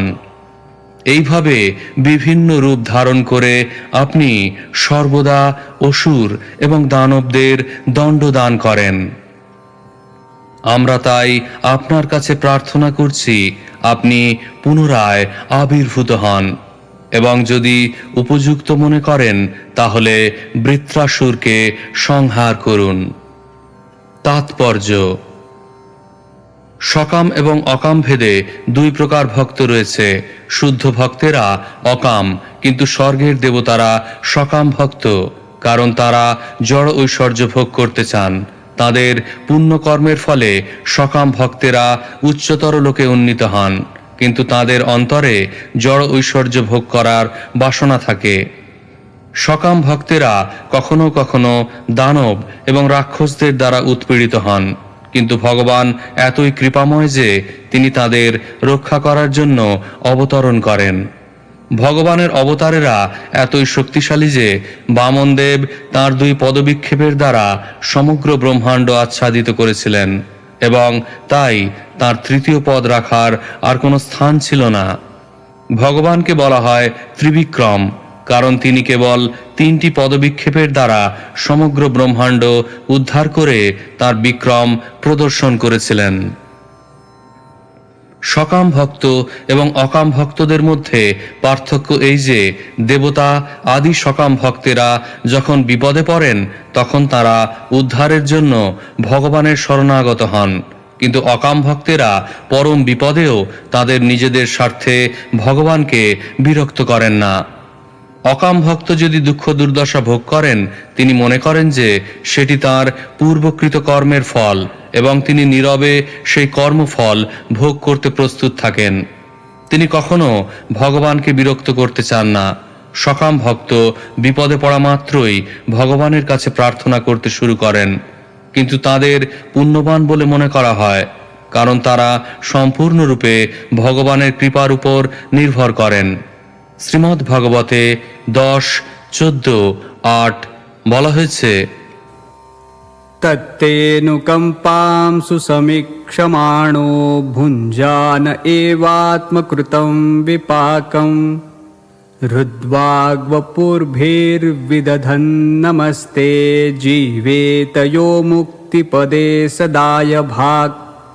দুঃখ দুর্দশার মধ্যেও ভক্ত ভগবানের মহিমা কীর্তন করতে থাকেন এবং অধিক উৎসাহ সহকারে তাঁর সেবা করতে থাকেন। এইভাবে ভগবত ভক্তিতে সুদৃঢ়ভাবে নিষ্ঠাপরায়ণ হওয়ার ফলে তারা নিঃসন্দেহে ভগবত ধামে ফিরে যাওয়ার যোগ্য হন। সকাম ভক্তেরা অবশ্য তাদের প্রার্থনা অনুসারে ভগবানের কাছ থেকে তাদের বাঞ্ছিত ফল লাভ করেন, কিন্তু তারা ভগবত ধামে ফিরে যাওয়ার যোগ্য হন না। এখানে দ্রষ্টব্য যে ভগবান বিষ্ণু তার বিভিন্ন অবতারে সর্বদা তার ভক্তদের রক্ষা করেন। শ্রীল মধ্বাচার্য বলেছেন, বিবিধং ভাবপাত্রত্বাৎ সর্বে বিষ্ণুর বিভূর্তয়। শ্রীকৃষ্ণই স্বয়ং ভগবান, কৃষ্ণস্তু ভগবান স্বয়ং। অন্য সমস্ত অবতারেরা বিষ্ণু থেকে প্রকাশিত হন। শ্লোক 41। अस्माकं तावकानां तततनतानां हरे तव चरणनलिनयुगलध्यानानुबद्धहृदयनिगडानां स्वलिङ्गविवरेणात्मसात्कृतानाम अनुकम्पानुरञ्जितविशदरुचिर शिशिरस्मितावलोकेन विगलितमधुरमुखरसामृतकलया चान्तस्तापमनघार्हसि शमयितुम्। অনুবাদ।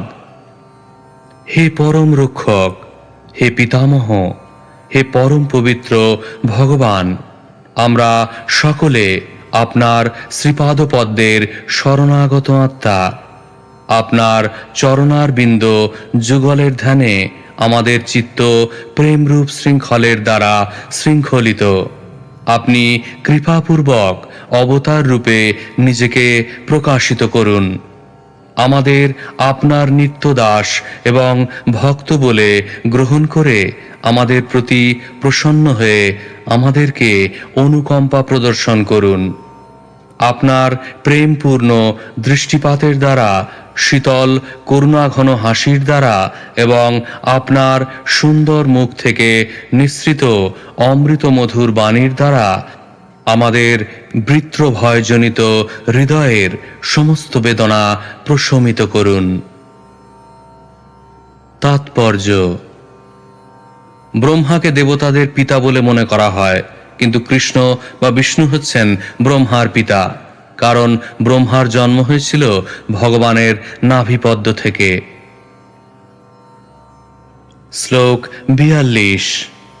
अथ भगवंस्तवास्माभिरखिलजगदुत्पत्तिस्थितिलयनिमित्तायमान दिव्यमायाविनोदस्य सकलजीव निकायानामन्तर्हृदयेषु बहिरपि च ब्रह्मप्रत्यागात्मस्वरूपेण प्रधानरूपेण च यथा देशकालदेहावस्थानविशेषं तदुपादानोपलम्भकतयानुभवतः सर्वप्रत्ययसाक्षीण आकाशशरीरस्य साक्षात् परब्रह्मणः परमात्मनः कियानिह वार्थविशेषो विज्ञापनीयः स्यात् विस्फुलिङ्गादिभिरिव हिरण्यरेतसः। অনুবাদ। হে ভগবান, অগ্নিস্ফুলিঙ্গ যেমন সমগ্র অগ্নির কার্য করতে পারে না, তেমনি আপনার অংশস্বরূপ আমরা আপনাকে আমাদের জীবনের আবশ্যকতাগুলি জানাতে অক্ষম। আপনি পূর্ণ ব্রহ্ম, তাই আপনাকে আমরা কি জানাতে পারি? আপনি সবকিছুই জানেন, কারণ আপনি সর্বকারণের পরম কারণ, সমগ্র জগতের পালনকর্তা এবং সংহারকর্তা। আপনি সর্বদা আপনার চিৎ শক্তিতে এবং জড় শক্তিতে লীলাবিলাস করেন, কারণ আপনি এই সমস্ত শক্তির নিয়ন্তা। আপনি সমস্ত জীবের এবং জড় জগতের অন্তরে বিরাজ করেন এবং বাইরেও বিরাজ করেন। আপনি অন্তরে পরব্রহ্মরূপে এবং বাইরে জড় সৃষ্টির উপাদান রূপে বিরাজ করেন। তাই যদিও আপনি বিভিন্ন অবস্থায়, বিভিন্ন সময়ে, বিভিন্ন স্থানে এবং বিভিন্ন শরীরে প্রকট হন, তবু আপনি সর্বকারণের পরম কারণ, পরমেশ্বর ভগবান। বস্তুতপক্ষে আপনিই মূল তত্ত্ব। আপনি সমস্ত কার্যকলাপের সাক্ষী, কিন্তু আপনি যেহেতু আকাশের মতো সর্বব্যাপ্ত, তাই কেউই আপনাকে স্পর্শ করতে পারে না। পরব্রহ্ম এবং পরমাত্মা রূপে আপনি সবকিছুর সাক্ষী। হে পরমেশ্বর ভগবান, আপনার অজ্ঞাত কিছুই নেই। তাৎপর্য: পরম তত্ত্ব তিন রূপে উপলব্ধ হয়: ব্রহ্ম, পরমাত্মা এবং ভগবান। ব্রহ্মেতি পরমাত্মেতি ভগবান ইতি শব্দতে। পরমেশ্বর ভগবান ব্রহ্ম এবং পরমাত্মার কারণ। পরম তত্ত্বের নির্বিশেষ রূপ ব্রহ্ম হচ্ছে সর্বব্যাপ্ত এবং পরমাত্মা সকলের হৃদয়ে অবস্থিত। কিন্তু ভগবান, যিনি তার ভক্তদের দ্বারা আরাধ্য হন, তিনি সর্বকারণের পরম কারণ। শুদ্ধ ভক্ত জানেন যে যেহেতু ভগবানের অজ্ঞাত কিছুই নেই, তাই তার সুবিধা অসুবিধা সম্বন্ধে তাকে জানাবার কোনো আবশ্যকতা নেই। শুদ্ধ ভক্ত জানেন যে জড়জাগতিক কোনো কিছুর আবশ্যকতার জন্য ভগবানের কাছে প্রার্থনা করার কোনো প্রয়োজন নেই। তাই বৃত্রাসুরের আক্রমণজনিত দুঃখ থেকে উদ্ধারের জন্য ভগবানের কাছে প্রার্থনা করার জন্য দেবতারা ক্ষমা ভিক্ষা করেছেন। নবীন ভক্তেরা দুঃখ দুর্দশা থেকে অথবা দারিদ্র্য থেকে উদ্ধার লাভের জন্য অথবা ভগবানের প্রতি জিজ্ঞাসু হয়ে ভগবানের শরণাগত হয়।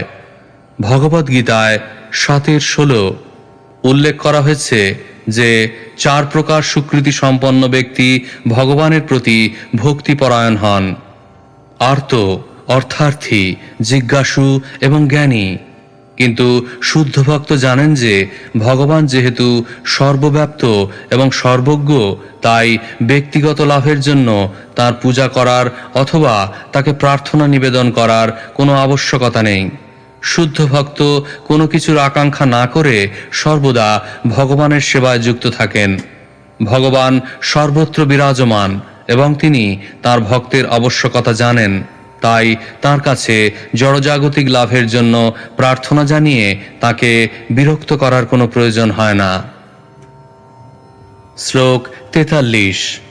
अतएव स्वयं तदुपकल्पयास्माकं भगवतः परमगुरोस्तव चरणशतपलाशच्छायां विविधवृजिन संसार परिश्रमोपशमनीम् उपसृतानां वयं यत्कामेनोपसादिताः। অনুবাদ: হে ভগবান, আপনি সর্বজ্ঞ, তাই আপনি ভালোভাবেই জানেন কেন আমরা আপনার শ্রীপাদপদ্মের শরণ গ্রহণ করেছি। যে পাদপদ্মের ছায়া সমস্ত জড়জাগতিক ক্লেশের উপশম করে, যেহেতু আপনি পরম গুরু এবং আপনি সবকিছুই জানেন, তাই আমরা আপনার উপদেশের জন্য আপনার শ্রীপাদপদ্মের আশ্রয় গ্রহণ করেছি। দয়া করে আপনি আমাদের দুঃখ দুর্দশা নিবৃত্তি সাধন করে আমাদের শান্তি প্রদান করুন। আপনার শ্রীপাদপদ্মই শরণাগত ভক্তের একমাত্র আশ্রয় এবং এই জড়জগতের দুঃখ দুর্দশার নিবৃত্তি সাধনের একমাত্র উপায়। তাৎপর্য: ভগবানের শ্রীপাদপদ্মের ছায়ায় আশ্রয় গ্রহণ মানুষের একমাত্র প্রয়োজন। তাহলে সমস্ত জড়জাগতিক দুঃখ দুর্দশার নিবৃত্তি হবে। ঠিক যেমন বিশাল বৃক্ষের ছায়া এলে আপনা থেকেই প্রখর সূর্যের তাপের উপশম হয়, তাই ভগবানের শ্রীপাদপদ্মই বদ্ধজীবের একমাত্র লক্ষ্য হওয়া উচিত। ভগবানের শ্রীপাদপদ্মের আশ্রয় লাভ করে বদ্ধজীব জড়জগতের সমস্ত দুঃখ দুর্দশা থেকে মুক্ত হতে পারে। শ্লোক 44। अथो ईशजहित्वाष्ट्रं ग्रसन्तं भुवनत्रयं ग्रस्तानि येन नः कृष्ण तेजांस्यस्त्रायुधानि च। অনুবাদ: অতএব হে পরমেশ্বর, হে শ্রীকৃষ্ণ তষ্টানন্দন, এই ভয়ঙ্কর বৃত্রাসুরকে আপনি সংহার করুন, যে আমাদের অস্ত্র, আয়ুধ এবং তেজরাশি গ্রাস করেছে। তাৎপর্য: ভগবদ্গীতায় 7:15-16 ভগবান বলেছেন, न मां दुष्कृतिनो मूढा प्रपद्यन्ते नराधमाः माययापहृतज्ञाना आसुरं भावमाश्रिताः। चतुर्विधा भजन्ते मां जना सुकृतिनोऽर्जुन आर्तो जिज्ञासुरर्थार्थी ज्ञानी च भरतर्षभ। মূঢ় নরাধম মায়ার দ্বারা যাদের জ্ঞান অপহৃত হয়েছে এবং যারা আসুরিক ভাব সম্পন্ন, সেই সমস্ত দুষ্কৃতকারী কখনো আমার শরণাগত হয় না। হে ভরতশ্রেষ্ঠ অর্জুন, আর্ত, অর্থার্থী, জিজ্ঞাসু এবং জ্ঞানী, এই 4 প্রকার পুণ্যকর্মা ব্যক্তিগণ আমার ভজনা করেন। যে 4 প্রকার নব্য ভক্ত জড় উদ্দেশ্য নিয়ে ভগবানের প্রতি ভক্তিপরায়ণ হয়, তারা শুদ্ধ ভক্ত নয়। কিন্তু এই প্রকার জড় উদ্দেশ্য পরায়ণ ভক্তদেরও লাভ এই যে এই সময় তারা এই জড় বাসনা পরিত্যাগ করে শুদ্ধ হবে। দেবতারা যখন সম্পূর্ণরূপে অসহায় হন, তখন তারা অশ্রুপূর্ণ নয়নে ভগবানের শরণাগত হয়ে তাঁর চরণে তাদের প্রার্থনা নিবেদন করতে পারেন এবং এইভাবে তারা জড়বাসনা থেকে মুক্ত হয়ে প্রায় শুদ্ধ ভক্তে পরিণত হন। তারা তখন স্বীকার করেন যে অসীম ঐশ্বর্যের ফলে তারা শুদ্ধ ভক্তি সহকারে ভগবানের সেবা করতে ভুলে গেছেন। তখন তারা পূর্ণরূপে ভগবানের শরণাগত হন এবং ভগবান তাদের রক্ষা করবেন না সংহার করবেন, সেই বিচার তারা সম্পূর্ণরূপে ভগবানের উপর ছেড়ে দেন। এই প্রকার শরণাগতির প্রয়োজন। শ্রীল ভক্তিবিনোদ ঠাকুর গিয়েছেন, মারবি রাখবি যো ইচ্ছা তোহারা। হে ভগবান, আমি সর্বতভাবে আপনার শ্রীপাদপদ্মে শরণাগত হয়েছি। এখন আপনি আমাকে রক্ষা করবেন না সংহার করবেন, তা নির্ভর করছে আপনার ইচ্ছার উপরে। আমার প্রতি আপনার পূর্ণ অধিকার রয়েছে। শ্লোক 45। हंसाय दलनिलयाय निरीक्षकाय कृष्णाय मुष्टयशसे निरुपक्रमाय सत्संग्रहाय भवपान्थ निजाश्रमाप्ता वन्ते परिष्टगतये हरये नमस्ते। অনুবাদ: হে ভগবান, হে পরম পবিত্র, আপনি সকলের হৃদয়ের অন্তঃস্থলে বিরাজ করে বদ্ধ জীবেদের সমস্ত বাসনা এবং কার্যকলাপ নিরীক্ষণ করেন। হে পরমেশ্বর ভগবান শ্রীকৃষ্ণ, আপনার যশ অত্যন্ত উজ্জ্বল। আপনার আদি নেই, কারণ আপনি সব কিছুর আদি। শুদ্ধ ভক্তেরা সেই কথা জানেন, কারণ যারা শুদ্ধ এবং সত্যনিষ্ঠ তারা অনায়াসে আপনাকে লাভ করতে পারেন। বদ্ধজীবেরা যখন কোটি কোটি বছর ধরে এই জড়জগতে ভ্রমণ করার পর মুক্ত হয়ে আপনার শ্রীপাদপদ্মের আশ্রয় গ্রহণ করেন, তখন তারা জীবনের পরম সাফল্য লাভ করেন। তাই হে ভগবান, আমরা আপনার শ্রীপাদপদ্মে আমাদের সশ্রদ্ধ প্রণতি নিবেদন করি। তাৎপর্য: দেবতারা বস্তুত তাদের সংকট থেকে মুক্ত হওয়ার জন্য ভগবান শ্রীবিষ্ণুর শরণ গ্রহণ করতে চেয়েছিলেন, কিন্তু এখন তারা সরাসরিভাবে শ্রীকৃষ্ণের শরণাগত হয়েছেন।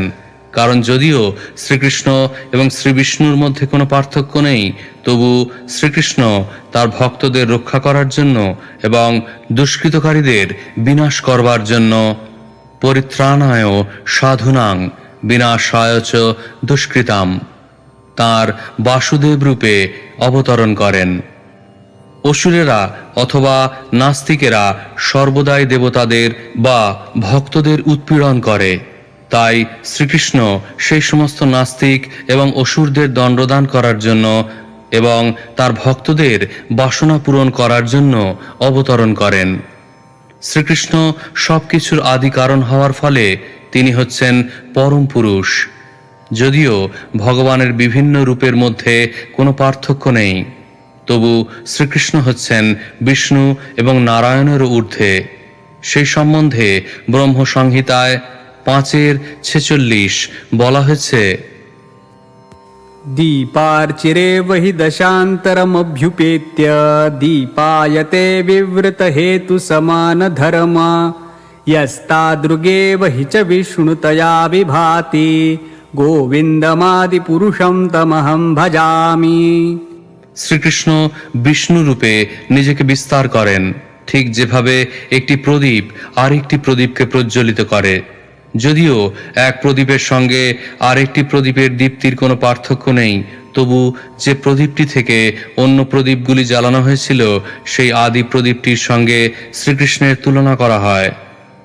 এখানে মৃষ্ট যশসে শব্দটি তাৎপর্যপূর্ণ, কারণ শ্রীকৃষ্ণ তার ভক্তদের বিপদ থেকে উদ্ধার করার জন্য বিখ্যাত। যে ভক্ত শ্রীকৃষ্ণের সেবার জন্য সবকিছু ত্যাগ করেছেন এবং যার একমাত্র আশ্রয় হচ্ছেন কৃষ্ণ, তাকে বলা হয় অকিঞ্চন। কুন্তী দেবী তাঁর প্রার্থনায় ভগবানকে অকিঞ্চন বিত্ত বা ভক্তের সম্পদ বলে সম্বোধন করেছেন। যারা জড়জগতের বন্ধন থেকে মুক্ত তারা চিৎ জগতে উন্নীত হন, যেখানে তারা সাযুজ্য, সালোক্য, সারূপ্য, সার্ষ্টি এবং সামীপ্য এই 5 প্রকার মুক্তি লাভ করেন। তারা শান্ত, দাস্য, সখ্য, বাৎসল্য এবং মাধুর্য এই 5টি রসে ভগবানের সঙ্গ করেন। এই রসগুলি শ্রীকৃষ্ণ থেকে উদ্ভূত। শ্রীল বিশ্বনাথ চক্রবর্তী ঠাকুর বলেছেন যে আদি রস হচ্ছে মাধুর্য প্রেম।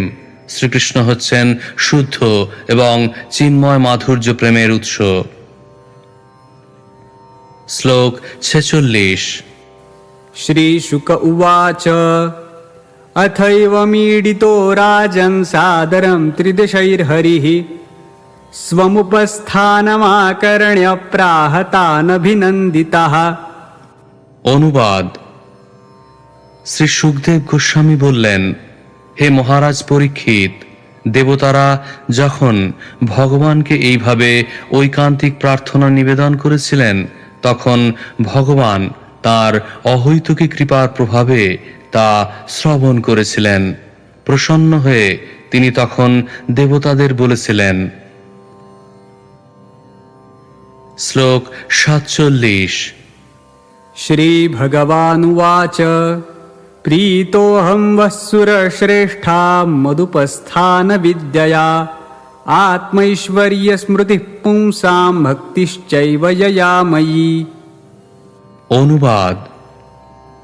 পরমেশ্বর ভগবান বললেন, হে প্রিয় দেবতাগণ, তোমরা যে আমার উদ্দেশ্যে জ্ঞানগর্ভ স্তুতি নিবেদন করেছ, তাতে আমি অত্যন্ত প্রসন্ন হয়েছি।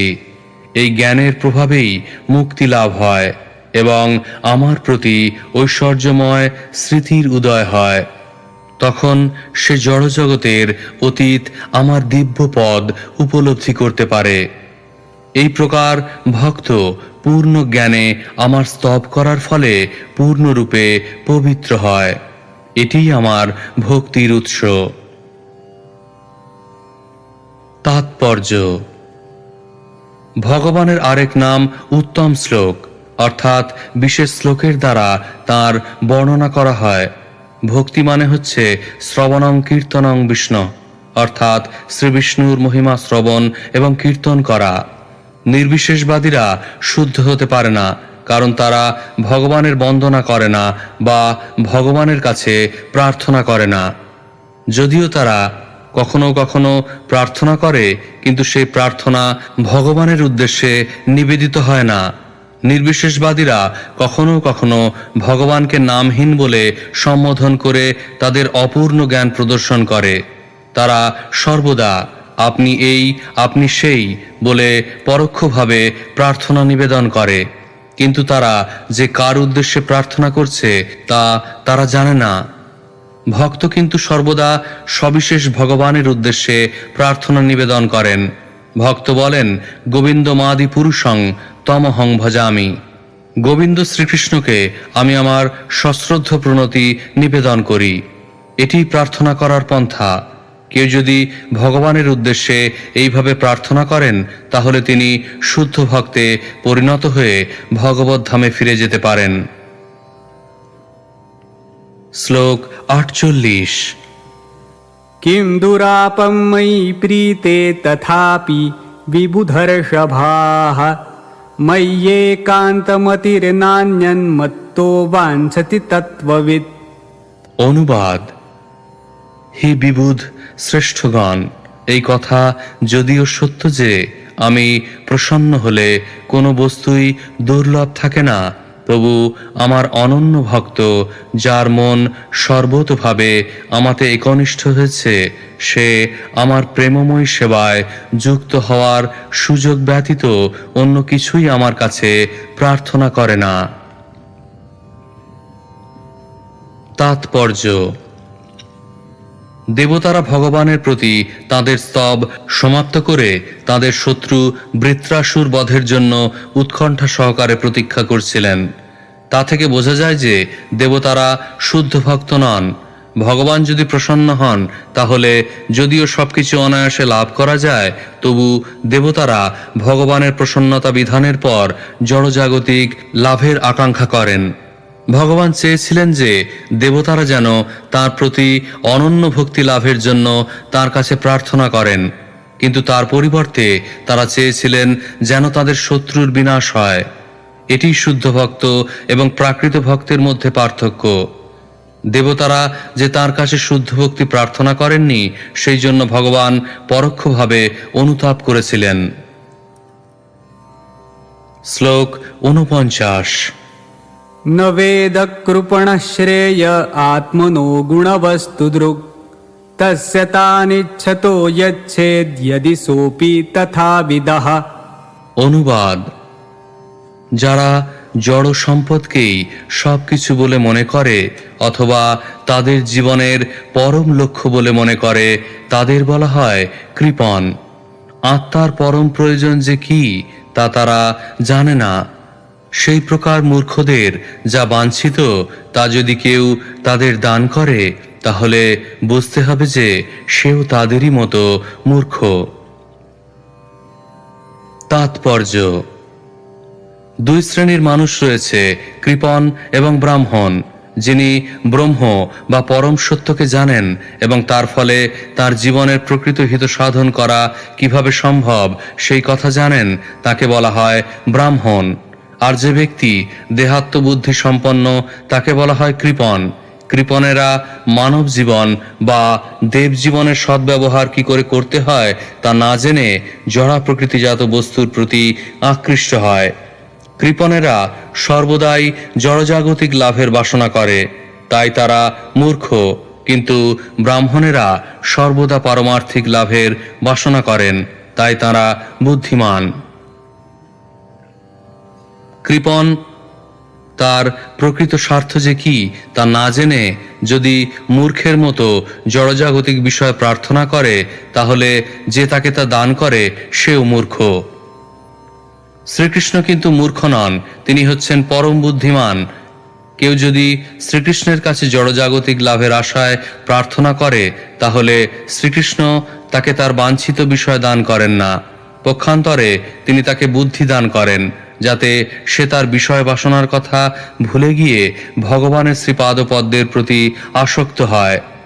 এই প্রকার পরিস্থিতিতে কৃপণ যদিও জড় বিষয়ের জন্য ভগবানের কাছে প্রার্থনা করে, তবু ভগবান তার সমস্ত জড়জাগতিক বিষয় হরণ করে তাকে ভক্ত হওয়ার সদ্বুদ্ধি প্রদান করেন।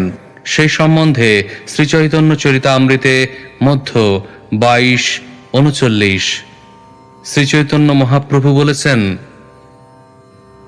আমি বিজ্ঞ এই মূর্খে বিষয় কেনে দিব, সচরণামৃত দিয়া বিষয়ে ভুলাইব। কেউ যদি ভগবত ভক্তির পরিবর্তে জড়জাগতিক বিষয় লাভের আশায় ভগবানের কাছে প্রার্থনা করে, তাহলে ভগবান তার সমস্ত জড় বিষয় সম্পত্তি অপহরণ করে নেন এবং তাকে ভগবানের শ্রীপাদপদ্মের সেবায় যুক্ত হয়ে সন্তুষ্ট হওয়ার সুবুদ্ধি প্রদান করেন।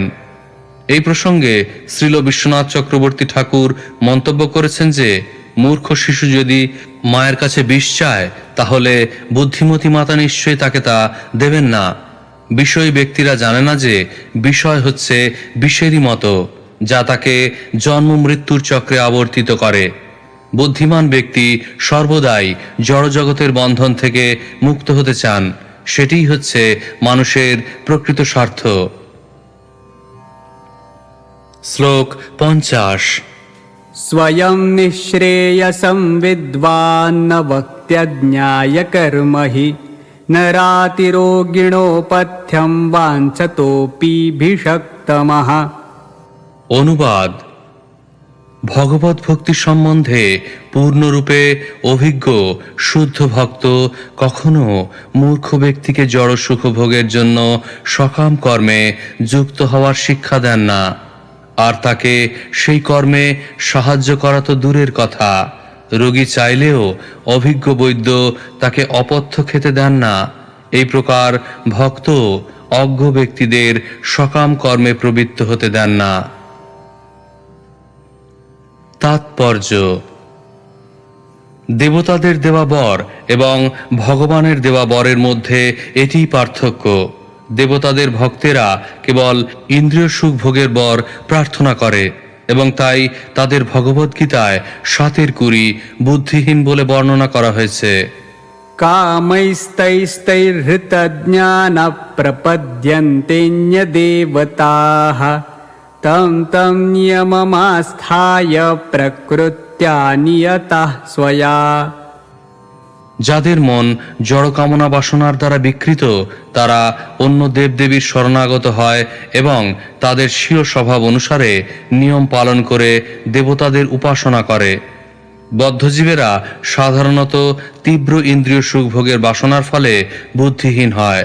তারা জানে না কি বর প্রার্থনা করা উচিত। তাই শাস্ত্রে অভক্তদের জড়জাগতিক লাভের জন্য বিভিন্ন দেবদেবীদের পূজা করার উপদেশ দেওয়া হয়েছে। যেমন কেউ যদি সুন্দরী স্ত্রী কামনা করে তাহলে তাকে উমা বা দুর্গা দেবীর পূজা করার উপদেশ দেওয়া হয়েছে। কেউ যদি রোগমুক্ত হতে চায় তাহলে তাকে সূর্যদেবের পূজা করার উপদেশ দেওয়া হয়েছে। দেবতাদের কাছে এই সমস্ত বর লাভের প্রার্থনা কাম বাসনা থেকে উদ্ভূত হয়। জগতের বিনাশের সঙ্গে সঙ্গে বর প্রদানকারী সহ এই সমস্ত বর সমাপ্ত হয়ে যাবে। কেউ যদি বর লাভের জন্য ভগবান শ্রীবিষ্ণুর শরণাগত হন তাহলে ভগবান তাকে সেই বর দেবেন, যার ফলে তিনি ভগবত ধামে ফিরে যেতে পারেন। সেই কথা ভগবদ্গীতায় 10-10 ভগবান স্বয়ং প্রতিপন্ন করেছেন। तेषां सततयुक्तानां भजतां प्रीतिपूर्वकं ददामि बुद्धियोगं तं येन मामुपयान्ति ते। যে ভক্ত নিরন্তর ভগবানের সেবায় যুক্ত, ভগবান বিষ্ণু বা শ্রীকৃষ্ণ তাকে উপদেশ দেন কিভাবে তাঁর দেহত্যাগের পর তিনি ভগবানের কাছে ফিরে যেতে পারেন। ভগবান ভগবদ্গীতায় 4-9 বলেছেন, जन्म कर्म च मे दिव्यम् एवं यो वेत्ति तत्त्वतः त्यक्त्वा देहं पुनर्जन्म नैति मामेति सोऽर्जुन। হে অর্জুন, যিনি আমার এই প্রকার দিব্য জন্ম এবং কর্ম যথাযথভাবে জানেন, তাকে আর দেহত্যাগ করার পর পুনরায় জন্মগ্রহণ করতে হয় না। তিনি আমার নিত্যধাম লাভ করেন।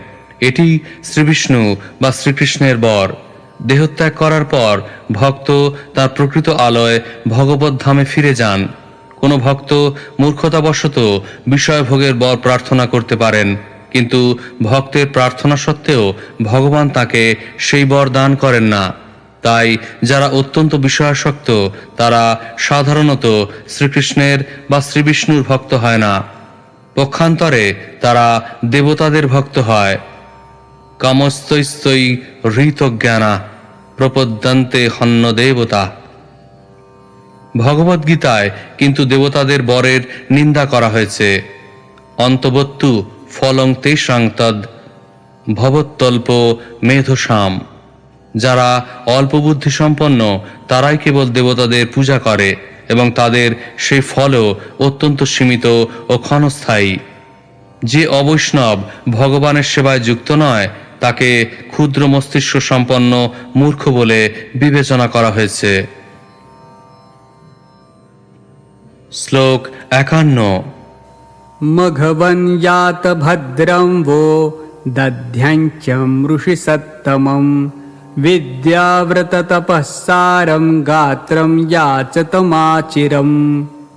অনুবাদ: হে মঘবন, ইন্দ্র, তোমাদের মঙ্গল হোক। তোমরা ঋষিশ্রেষ্ঠ দধিচির কাছে যাও।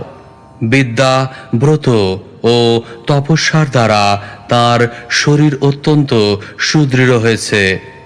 অবিলম্বে তার কাছে গিয়ে তার ওই দেহ প্রার্থনা করো। তাৎপর্য: এই জড়জগতে ব্রহ্মা থেকে শুরু করে একটি পিপীলিকা পর্যন্ত সকলেই তাদের দেহ সুখ চায়। শুদ্ধ ভক্ত আরামে থাকতে পারেন, কিন্তু তিনি এই প্রকার বরের আগ্রহী নন। দেবরাজ ইন্দ্র যেহেতু দেহসুখের বাসনা করেছিলেন, তাই ভগবান শ্রীবিষ্ণু তাকে দধ্বঞ্চের কাছে গিয়ে তার দেহ ভিক্ষা করার উপদেশ দিয়েছিলেন। তার সেই দেহ বিদ্যা, ব্রত ও তপস্যার দ্বারা অত্যন্ত সুদৃঢ় হয়েছিল। শ্লোক 52। स वा अधिगतो दध्यङ्गश्विभ्यां ब्रह्म निष्कलम् यद्वा अश्वशिरो नाम तयोरमरतां यधात्। অনুবাদ: সেই দধ্বঞ্চ ঋষি, যিনি দধিচি নামেও পরিচিত, স্বয়ং ব্রহ্মবিদ্যা লাভ করে সেই ব্রহ্মজ্ঞান অশ্বিনী কুমার দ্বয়কে দান করেছিলেন। কথিত আছে যে দধ্বঞ্চ অশ্বশির ধারণ করে তাদের সেই মন্ত্র দান করেছিলেন, তাই সেই মন্ত্রকে বলা হয় অশ্বশির।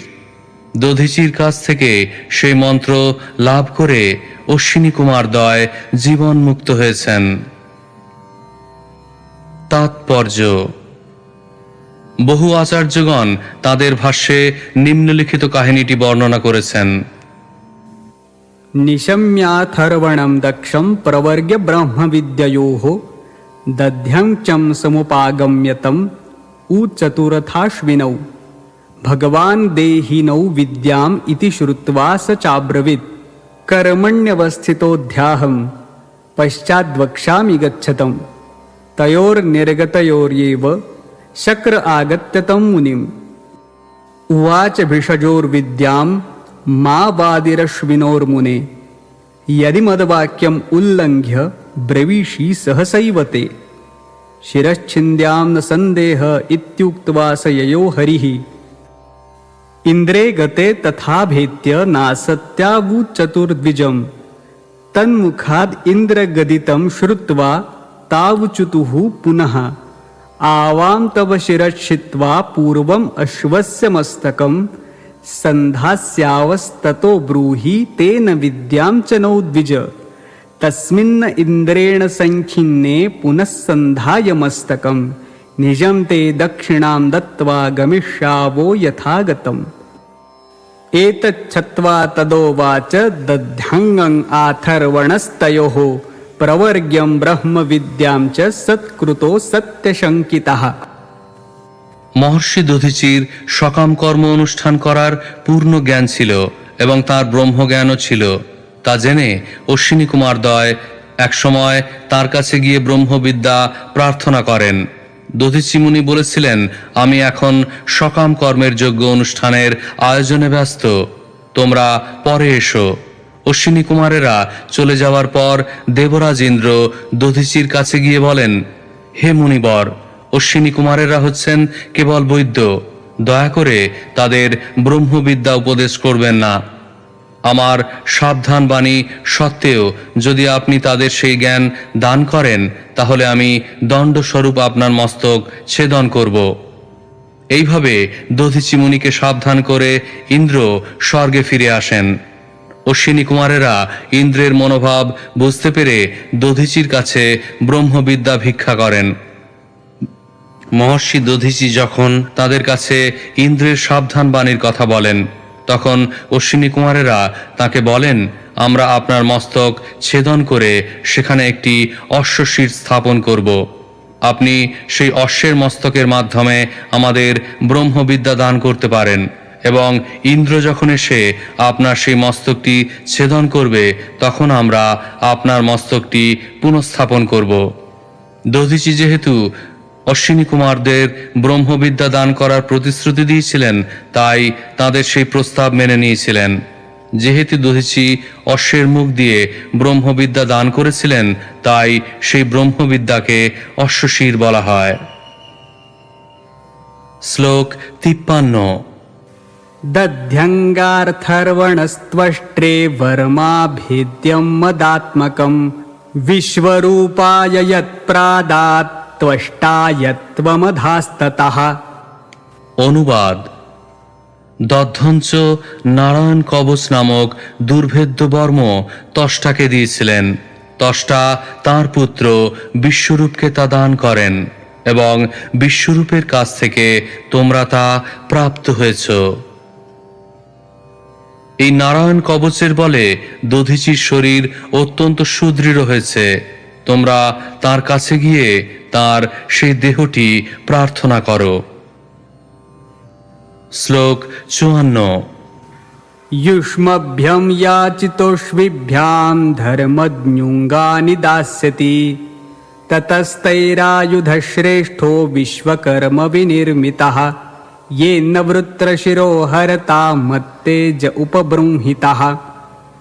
অনুবাদ: অশ্বিনী কুমারদ্বয় যখন তোমাদের জন্য তাঁর শরীর প্রার্থনা করবেন, তখন তোমাদের প্রতি স্নেহবশত তিনি অবশ্যই তা দান করবেন। এই বিষয়ে কোনো সন্দেহ করো না, কারণ দধ্যঞ্চ অতিশয় ধর্মজ্ঞ।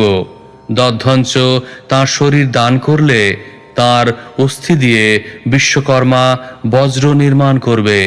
সেই বজ্রের দ্বারা বৃত্রাসুরকে সংহার করা সম্ভব হবে, কারণ আমার শক্তির দ্বারা বজ্রের তেজ বর্ধিত হবে। শ্লোক 55। तस्मिन् विनिहते योऽयं तेजोऽस्त्रायुधसम्पदः भूयः प्राप्स्यथ भद्रं वो न हिंसन्ति च मत्परान्।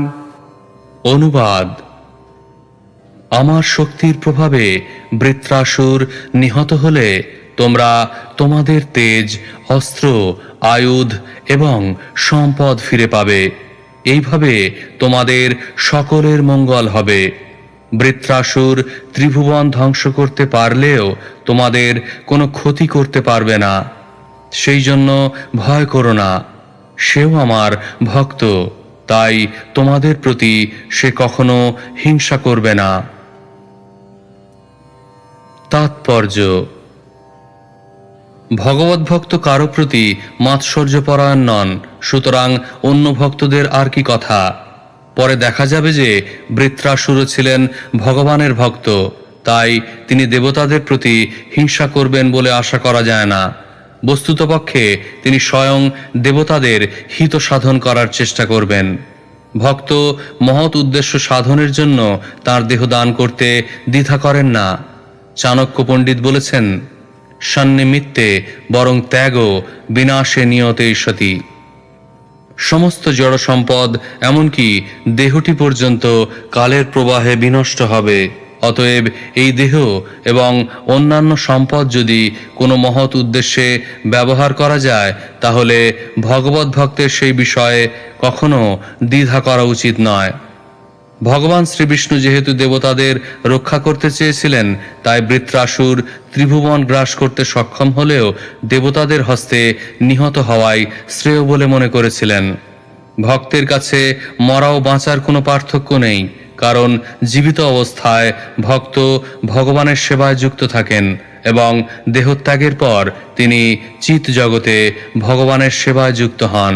তার ভগবৎ সেবা কখনোই ব্যাহত হয় না। ইতি শ্রীমদ্ ভাগবতের ষষ্ঠ স্কন্ধের বৃত্রাসুরের আবির্ভাব নামক নবম অধ্যায়ের ভক্তি বেদান্ত তাৎপর্য।